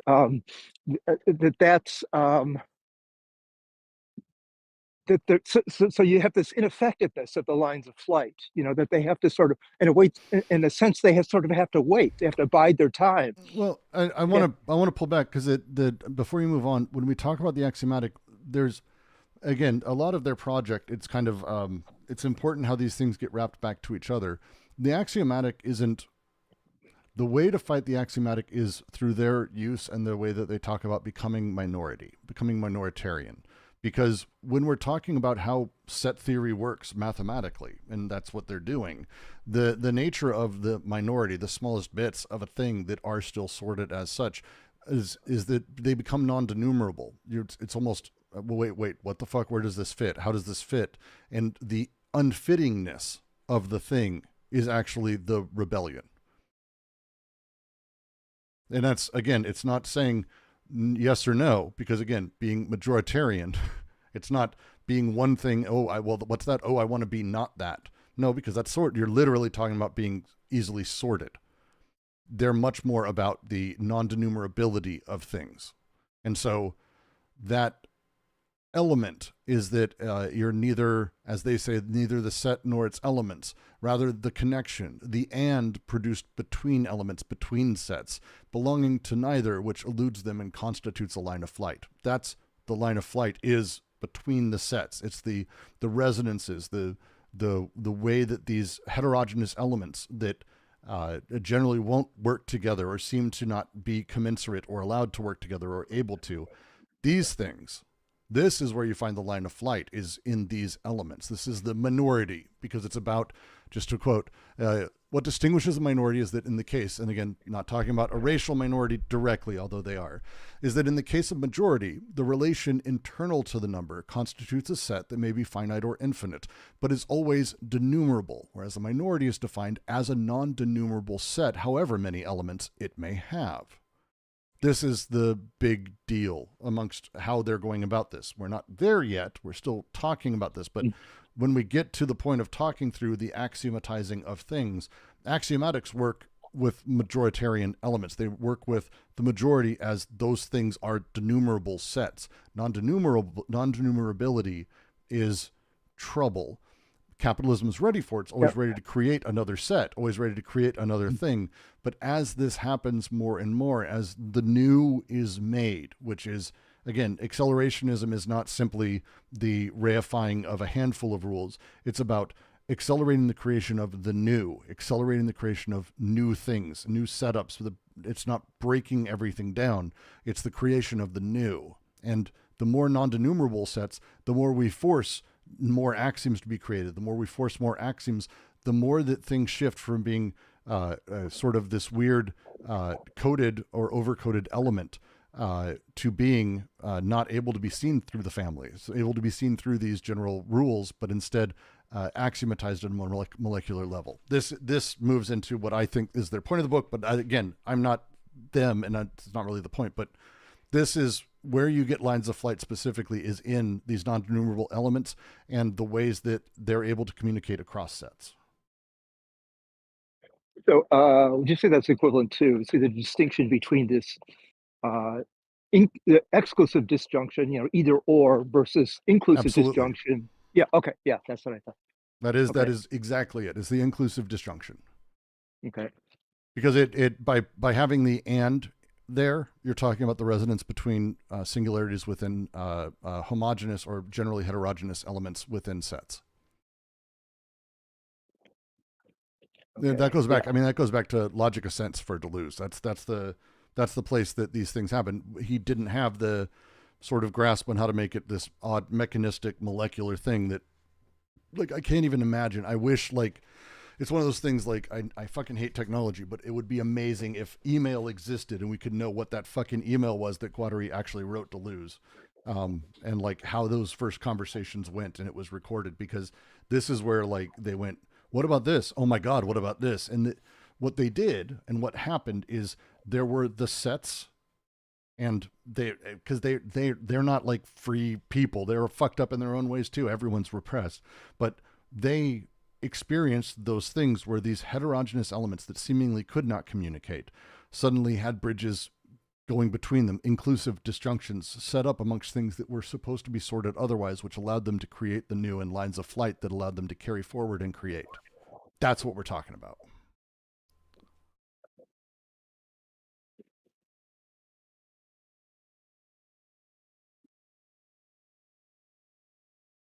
I hope. Roger, you unmuted.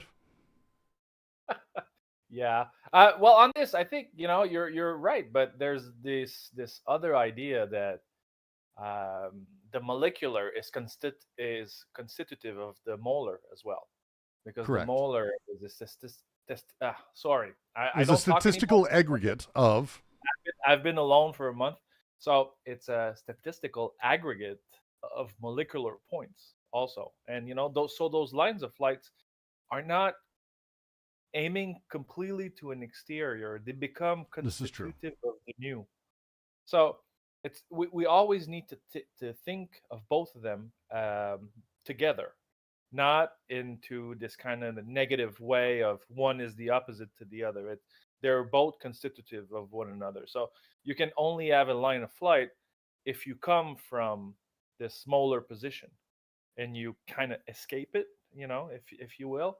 But also, all these escapes are producing the future landscape of the molar. Yes, and things will be recaptured.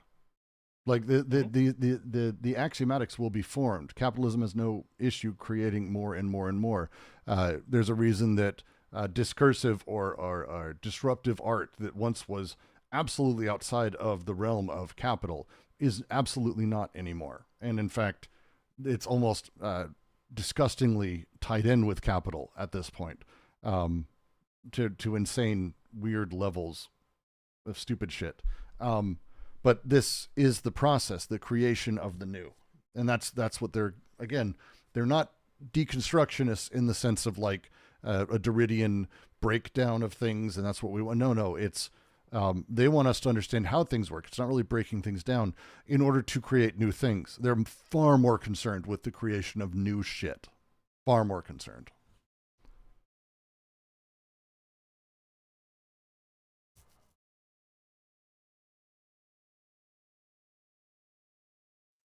I have a question about the the general concept of moving to something different, or encouraging growth, encouraging new ideas to try to move into a new system. How do we know that that system is going to be better than capitalism? Oh, I think you're going to get a bunch of responses here. I have a feeling everyone's going to have a slightly different take on this. So this is, we don't, and it probably won't be better than capitalism. Oh, that's literally what Roger wrote. So that works. That's so legitimately what Guattari says. Like it's a is. gamble. I think we can also say at the same time, how do we know it won't be worse then? We don't, and it won't. Capitalism is a unique, weird beast because of how it operates. And we think we can break this down. Oh, we're going to fight capitalism and we're going to have a Bolshevik revolution and it will be better. And I'm not saying that the Soviet Union's worse than capitalism. It's not. It is just capitalism showed up and it's like, hey, how you guys doing? It's been a bit. You were gone for a year or two, but it's good to have you back. And then it showed back up. China, hey, wow, Mao did a bunch of shit, but it's good to have you back. Hi, I'm capitalism. The new works for a bit and it can do more things, and it might turn out to be something horrifying. It might turn out to be something wonderful. It might be a short, stunning turn that makes people rethink things. It might be something that breaks people's heart. May 68, I think, is a really pointed example for Deleuze and Guattari of this incredible opportunity that was squandered and went nowhere or even worked against it. I would say the BLM protests, this beautiful moment where a bunch of people got together and were like, we want change. But then as soon as people started demanding certain changes, as soon as rage and anger and suddenly the opposite happened of what people really wanted and the change people were really hoping for. There is this happening, but it doesn't mean to stop and it doesn't mean not to, because new is the best opportunity we have. That's my answer generally. Also, it's not just new for new's sake. New is going to happen whether we want it or not. That's not the problem. The coming of the new is not the problem for Deleuze. It's assumed, right? It's just there. The point is if there is going to be new, might as well be better new, right? Because his metaphysics isn't oh, we are in a static field. Capitalism isn't a static thing. The whole point is that the capitalism is this schizophrenizing force, right?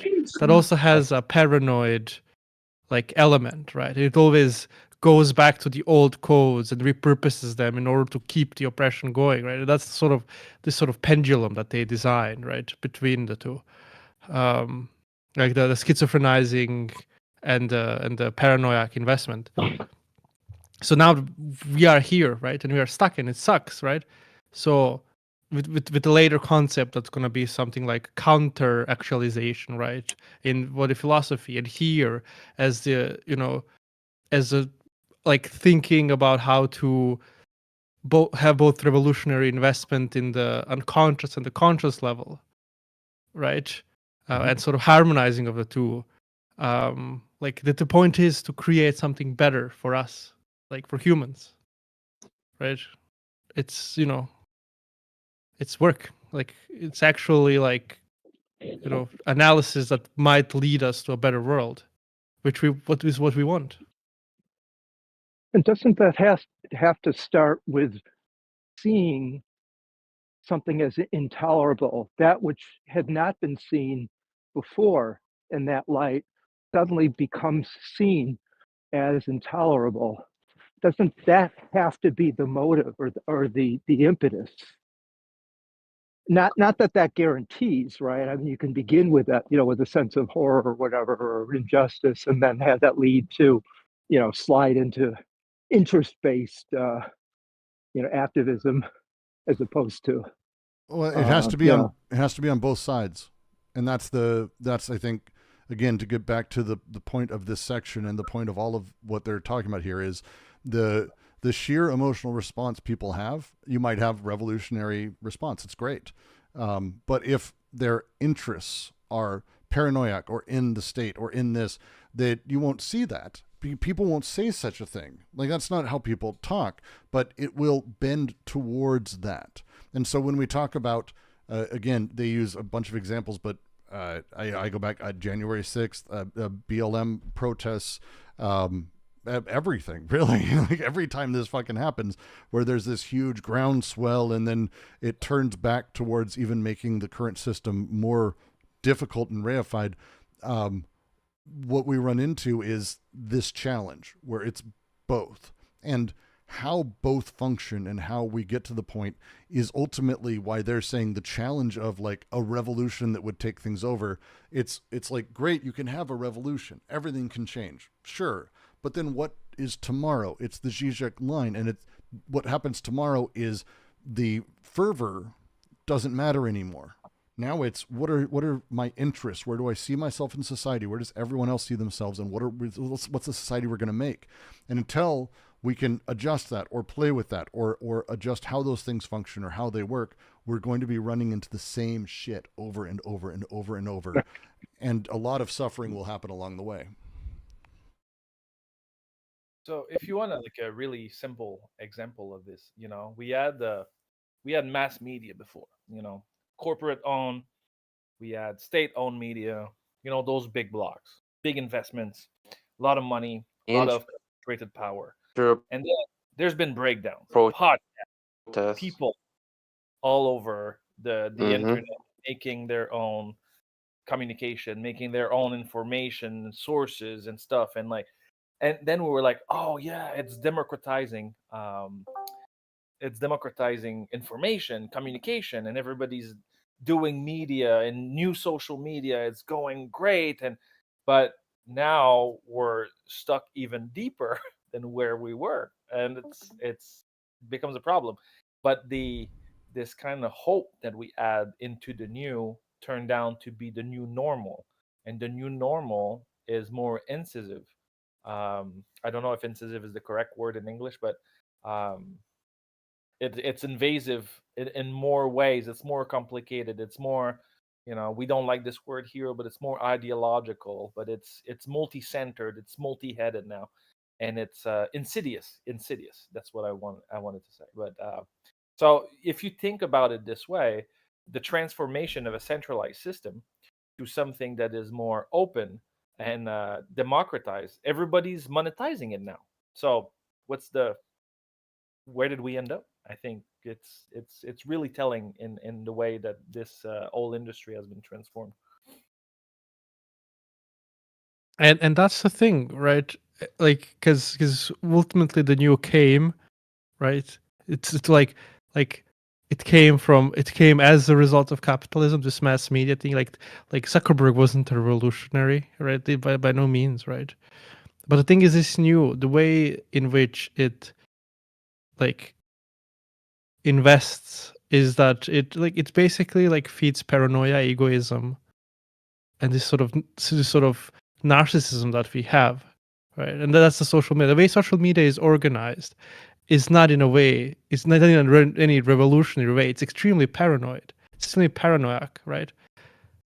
And that's why I don't get older like Deleuzians who like hear all this like hope for like technology as such without understanding that like the appeal from Deleuze and Guattari is to then make this thing a good thing, right?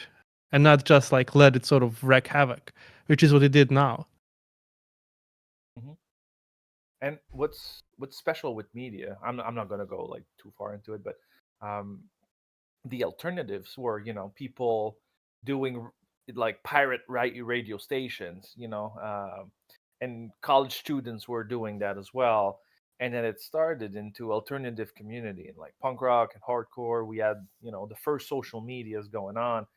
And I remember, all this alternative news outlet organized by community groups or, pseudo revolutionary groups. So it started like that. And then, Capital said again, hey, what's up, guys? How you doing? Let's make money out of this.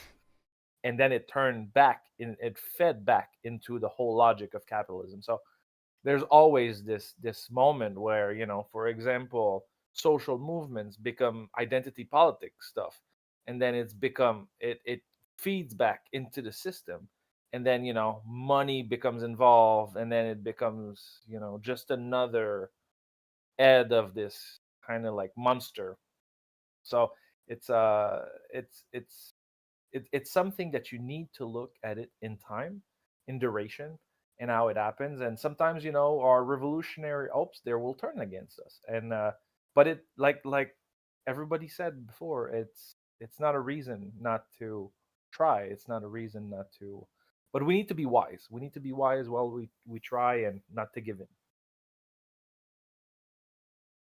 And the thing is, like, the reason why social media turned, and like why there is no these alternative radios anymore, is not because it's sort of a law of nature. We simply lost, right?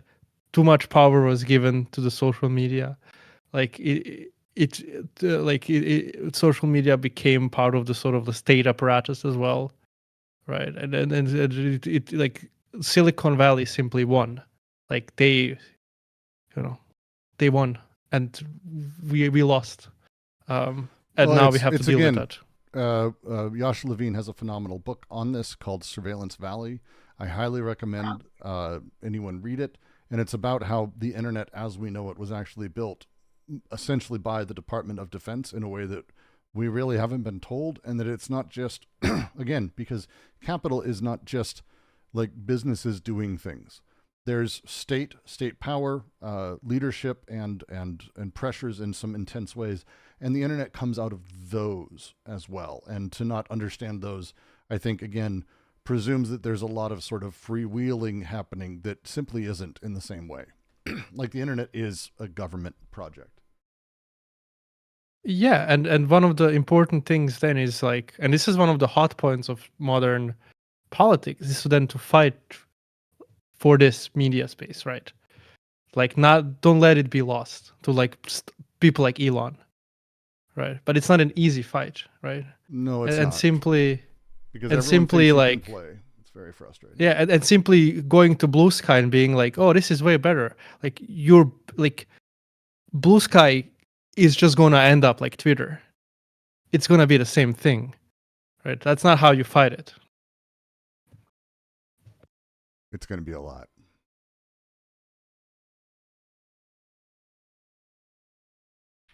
Hello. Hello. I think I don't know. Maybe I'm kind of way deep today, but like the development of the productive forces, right? Let's kind of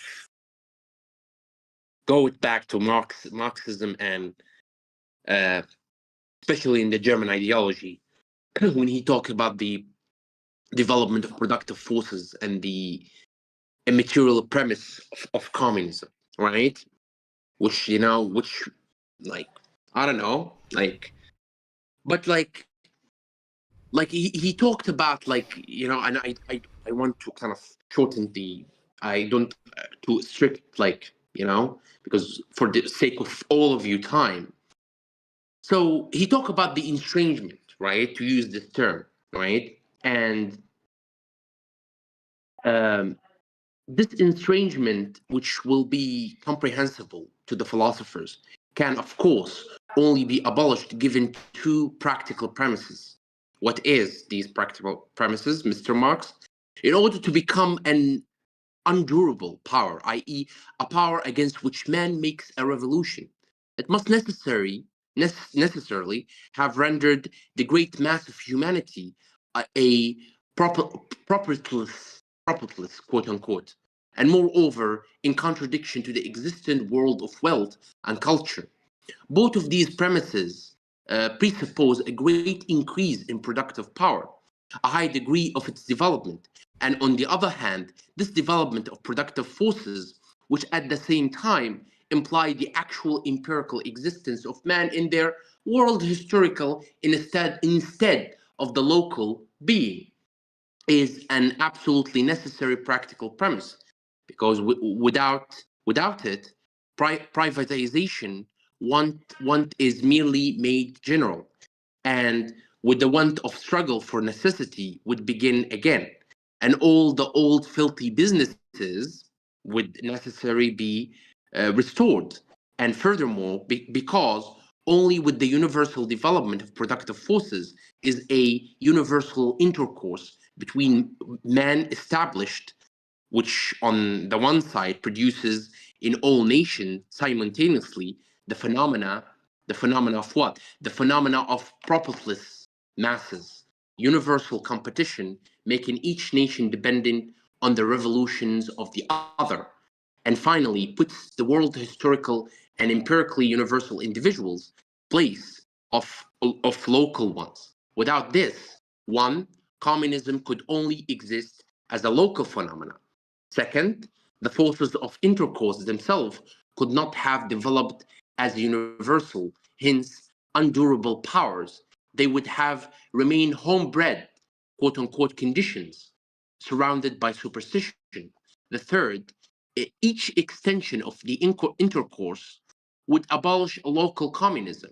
Empirically, communism is only possible as the act of the dominant peoples, in plural form, peoples, quote unquote, all at once and simultaneously, which presuppose the universal development of productive forces and the world intercourse bounded up with them. How can we, right? You have let me like phrase it as a Hobbesian, right? Because I like Hobbes also. You have eight fucking billion in, you know, 8 fucking billion people in the planet, right? This is a lot. So Marx This is a lot. prescribing it as like a simultaneous thing, you know, This is a lot. right? So how can you manage, right? You know, 8 billion people in the planet. How can you manage to kind of make them their revolution depending on the other at the same time, right? At the same time managing and coordinating these kind of things, right? It's a big question, right?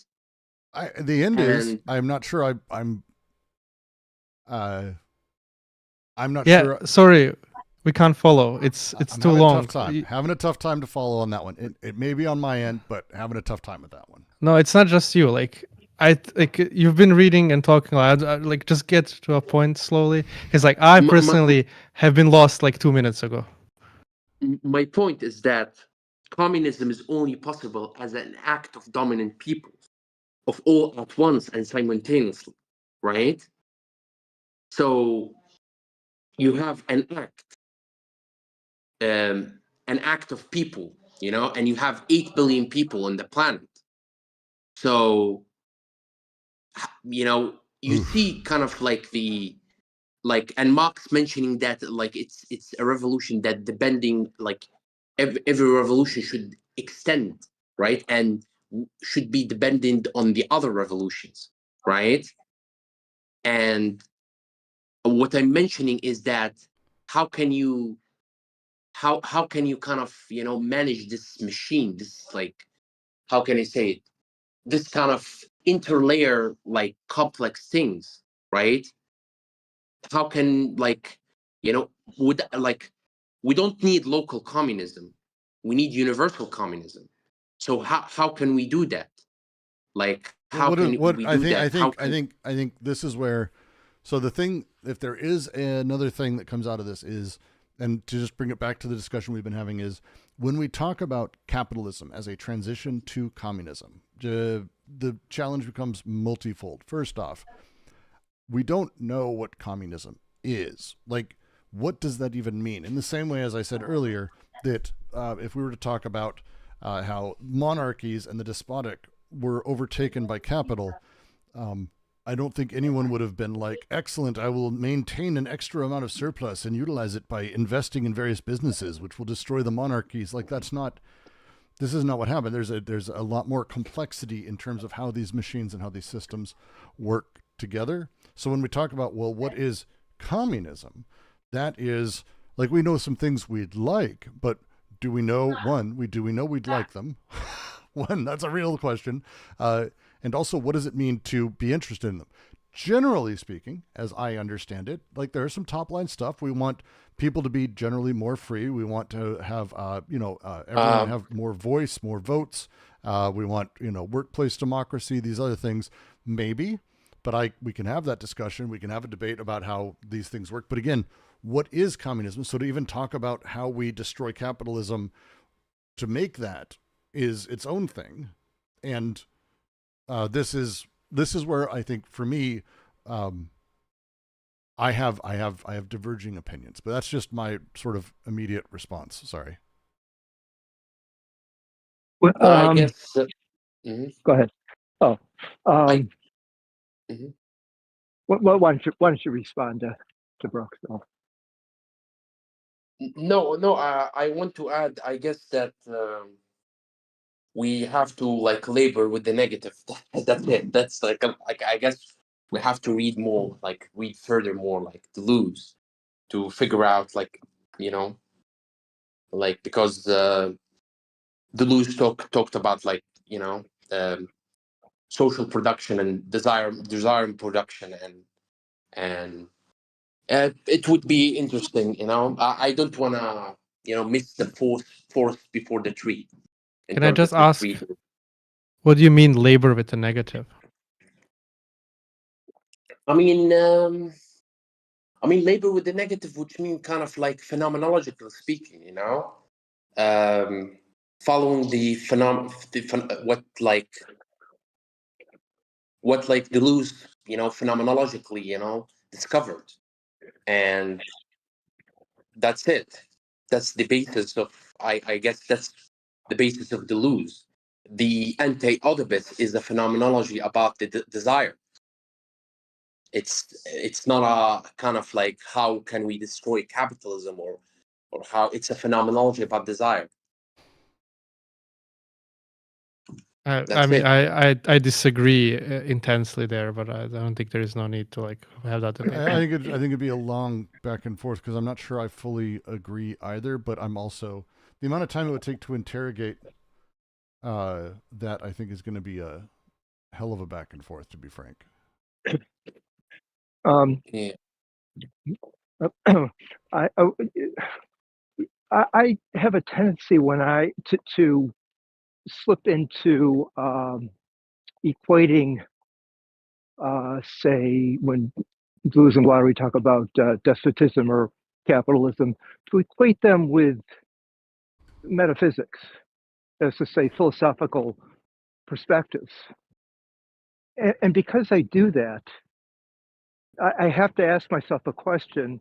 If you could imagine a society that consisted of, let us say, clones of Deleuze and guattari, that is to say, again, you're slipping back into that perspective, I consider what they contributed to be, it could be argued to be a metaphysic itself. Certainly could be talked about in terms of a philosophical perspective. So if you could imagine a society in which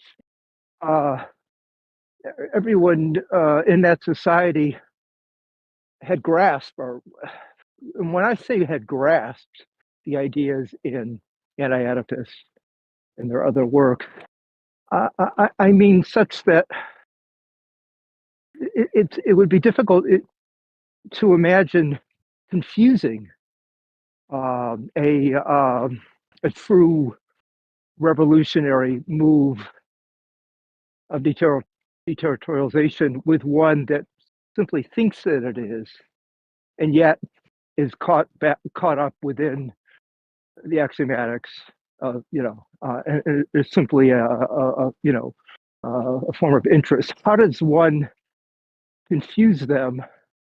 Let me put that differently. I would want to argue that those that do get caught back up into the axiomatic can only do that because they haven't grasped the philosophy. They haven't grasped the metaphysics. So that's what I mean when I say that it's hard for me not to equate Deleuze and guattari's analysis of historical analysis in terms of philosophical perspectives, and that makes it hard for me not to, it seems to me that what would happen in that sort of hypothetical scenario in which you have a society that really has absorbed these ideas is something much more interesting than that they would still be prone to sliding back into something like, or even if one argues that it wouldn't be the case that they would slide back into capitalism, but that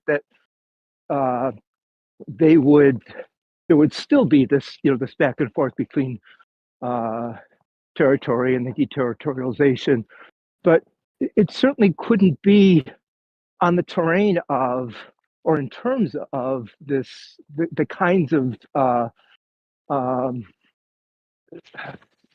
the kinds of tendencies that Deleuze and Guattari analyze in this book. That is to say, in terms of interest, in terms of exclusive disjunction, in terms of all these things that all this sort of these molar, well, even the molar itself, I have trouble with that. How does one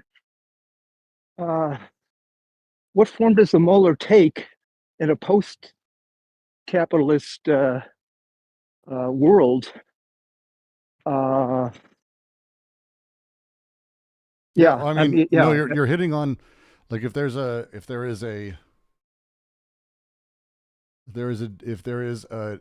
thing, this would be that thing,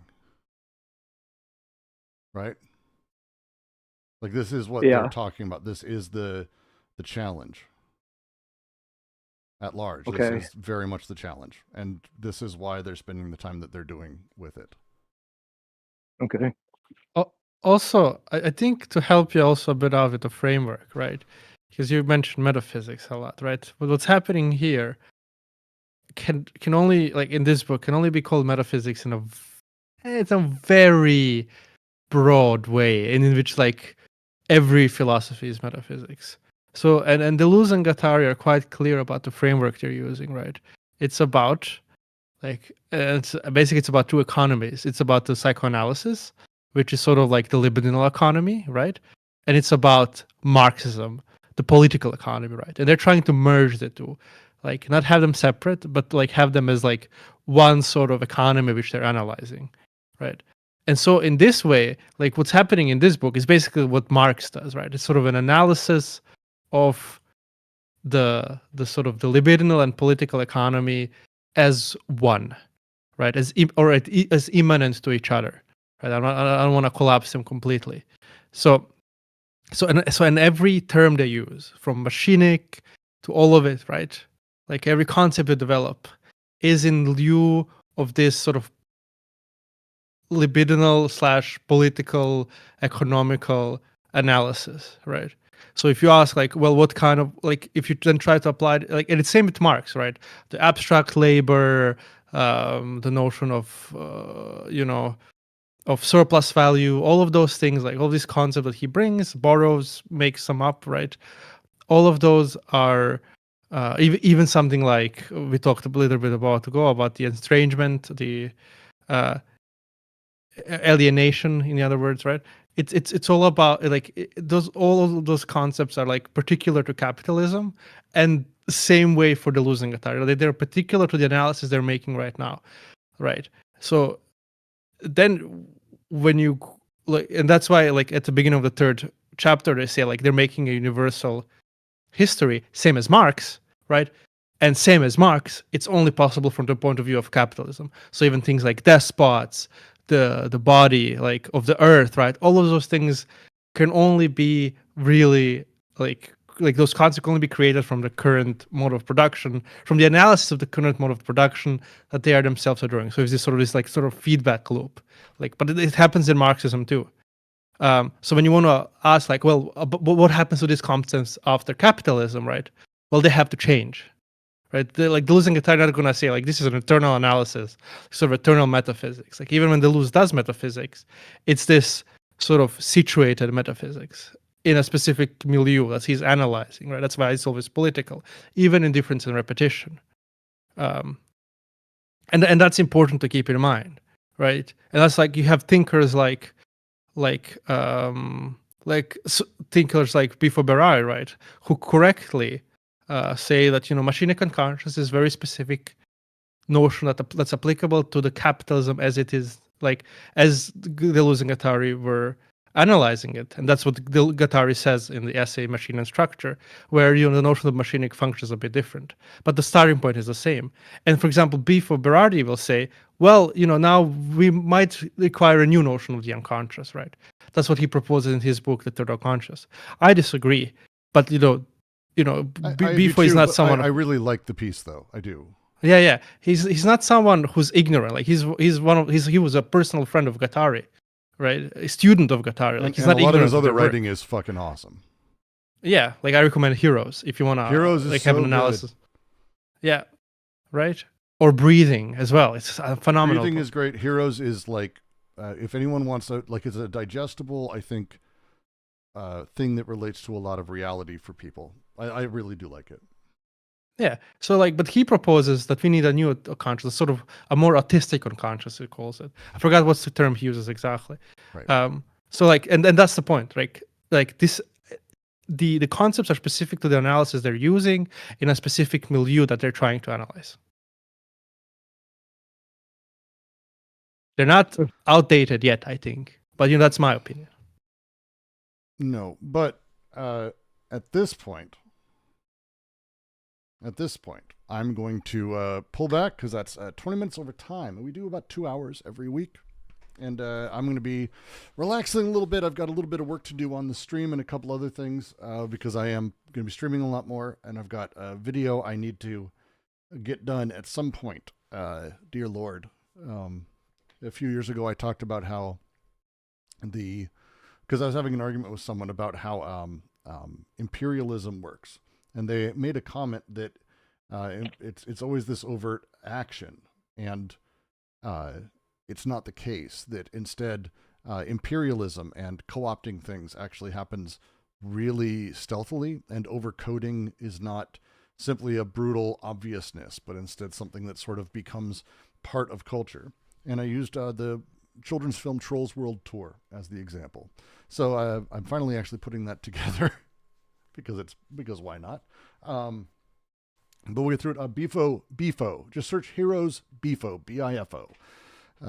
Because I don't think there's another author named Bifo. Bifo's great. A lot of good writing, actually. Third Unconscious I thought was good. I do disagree with it, but it's a really good book. It's a really interesting book. Extremely thought-provoking. Yeah, but I just disagree that it's like that there's a sort of a schism between the unconscious as discussed by Deleuze and Guattari and like his proposed new unconscious. I just see it as a sort of an unnecessary dichotomy. Like I think what he discusses is already in there, but mm-hmm. Who knows? Maybe I'm wrong, and like he becomes one of the greatest thinkers of the 21st century because of that idea. You never know. We never know. No. It would seem to me to be a shame to lose that machinic unconscious, because to me it's a wonderful sort of enrichment of Nietzsche's conflict of drives, and I certainly wouldn't want to think of that either. I suppose you could, but I wouldn't. It wouldn't strike me to think of Nietzsche's sort of model of this of the system of drives in terms of something that would be contextually dependent on capitalism. I'd rather see it as something much more universal in a certain sense. But with regard to Marx and relation between Deleuze and Guattari and Marx, it's yes. I mean, there's this sort of melding. In one sense, you could talk about what they've done in terms of melding and psychoanalytic libido and Marxist analysis of the social. But one could I think also, Brooks is trying to finish the stream. So let him. I'm going to close out. You guys can keep chatting. I'm just going to close it real quick because the stream's going, and I just want to disconnect, and I've got to go get some food because otherwise I'll get hangry, and you really don't want a hangry Brooks yelling at you about deleuze and getting all pissy. No one wants that shit. That's what I say for the evenings when I'm drunk and on so much PCP. But other than that, thank all of you. I am going to, let me see real quick. I'm just going to check and see if I can send people somewhere. Hold on. Don't get excited. Everyone, don't run away.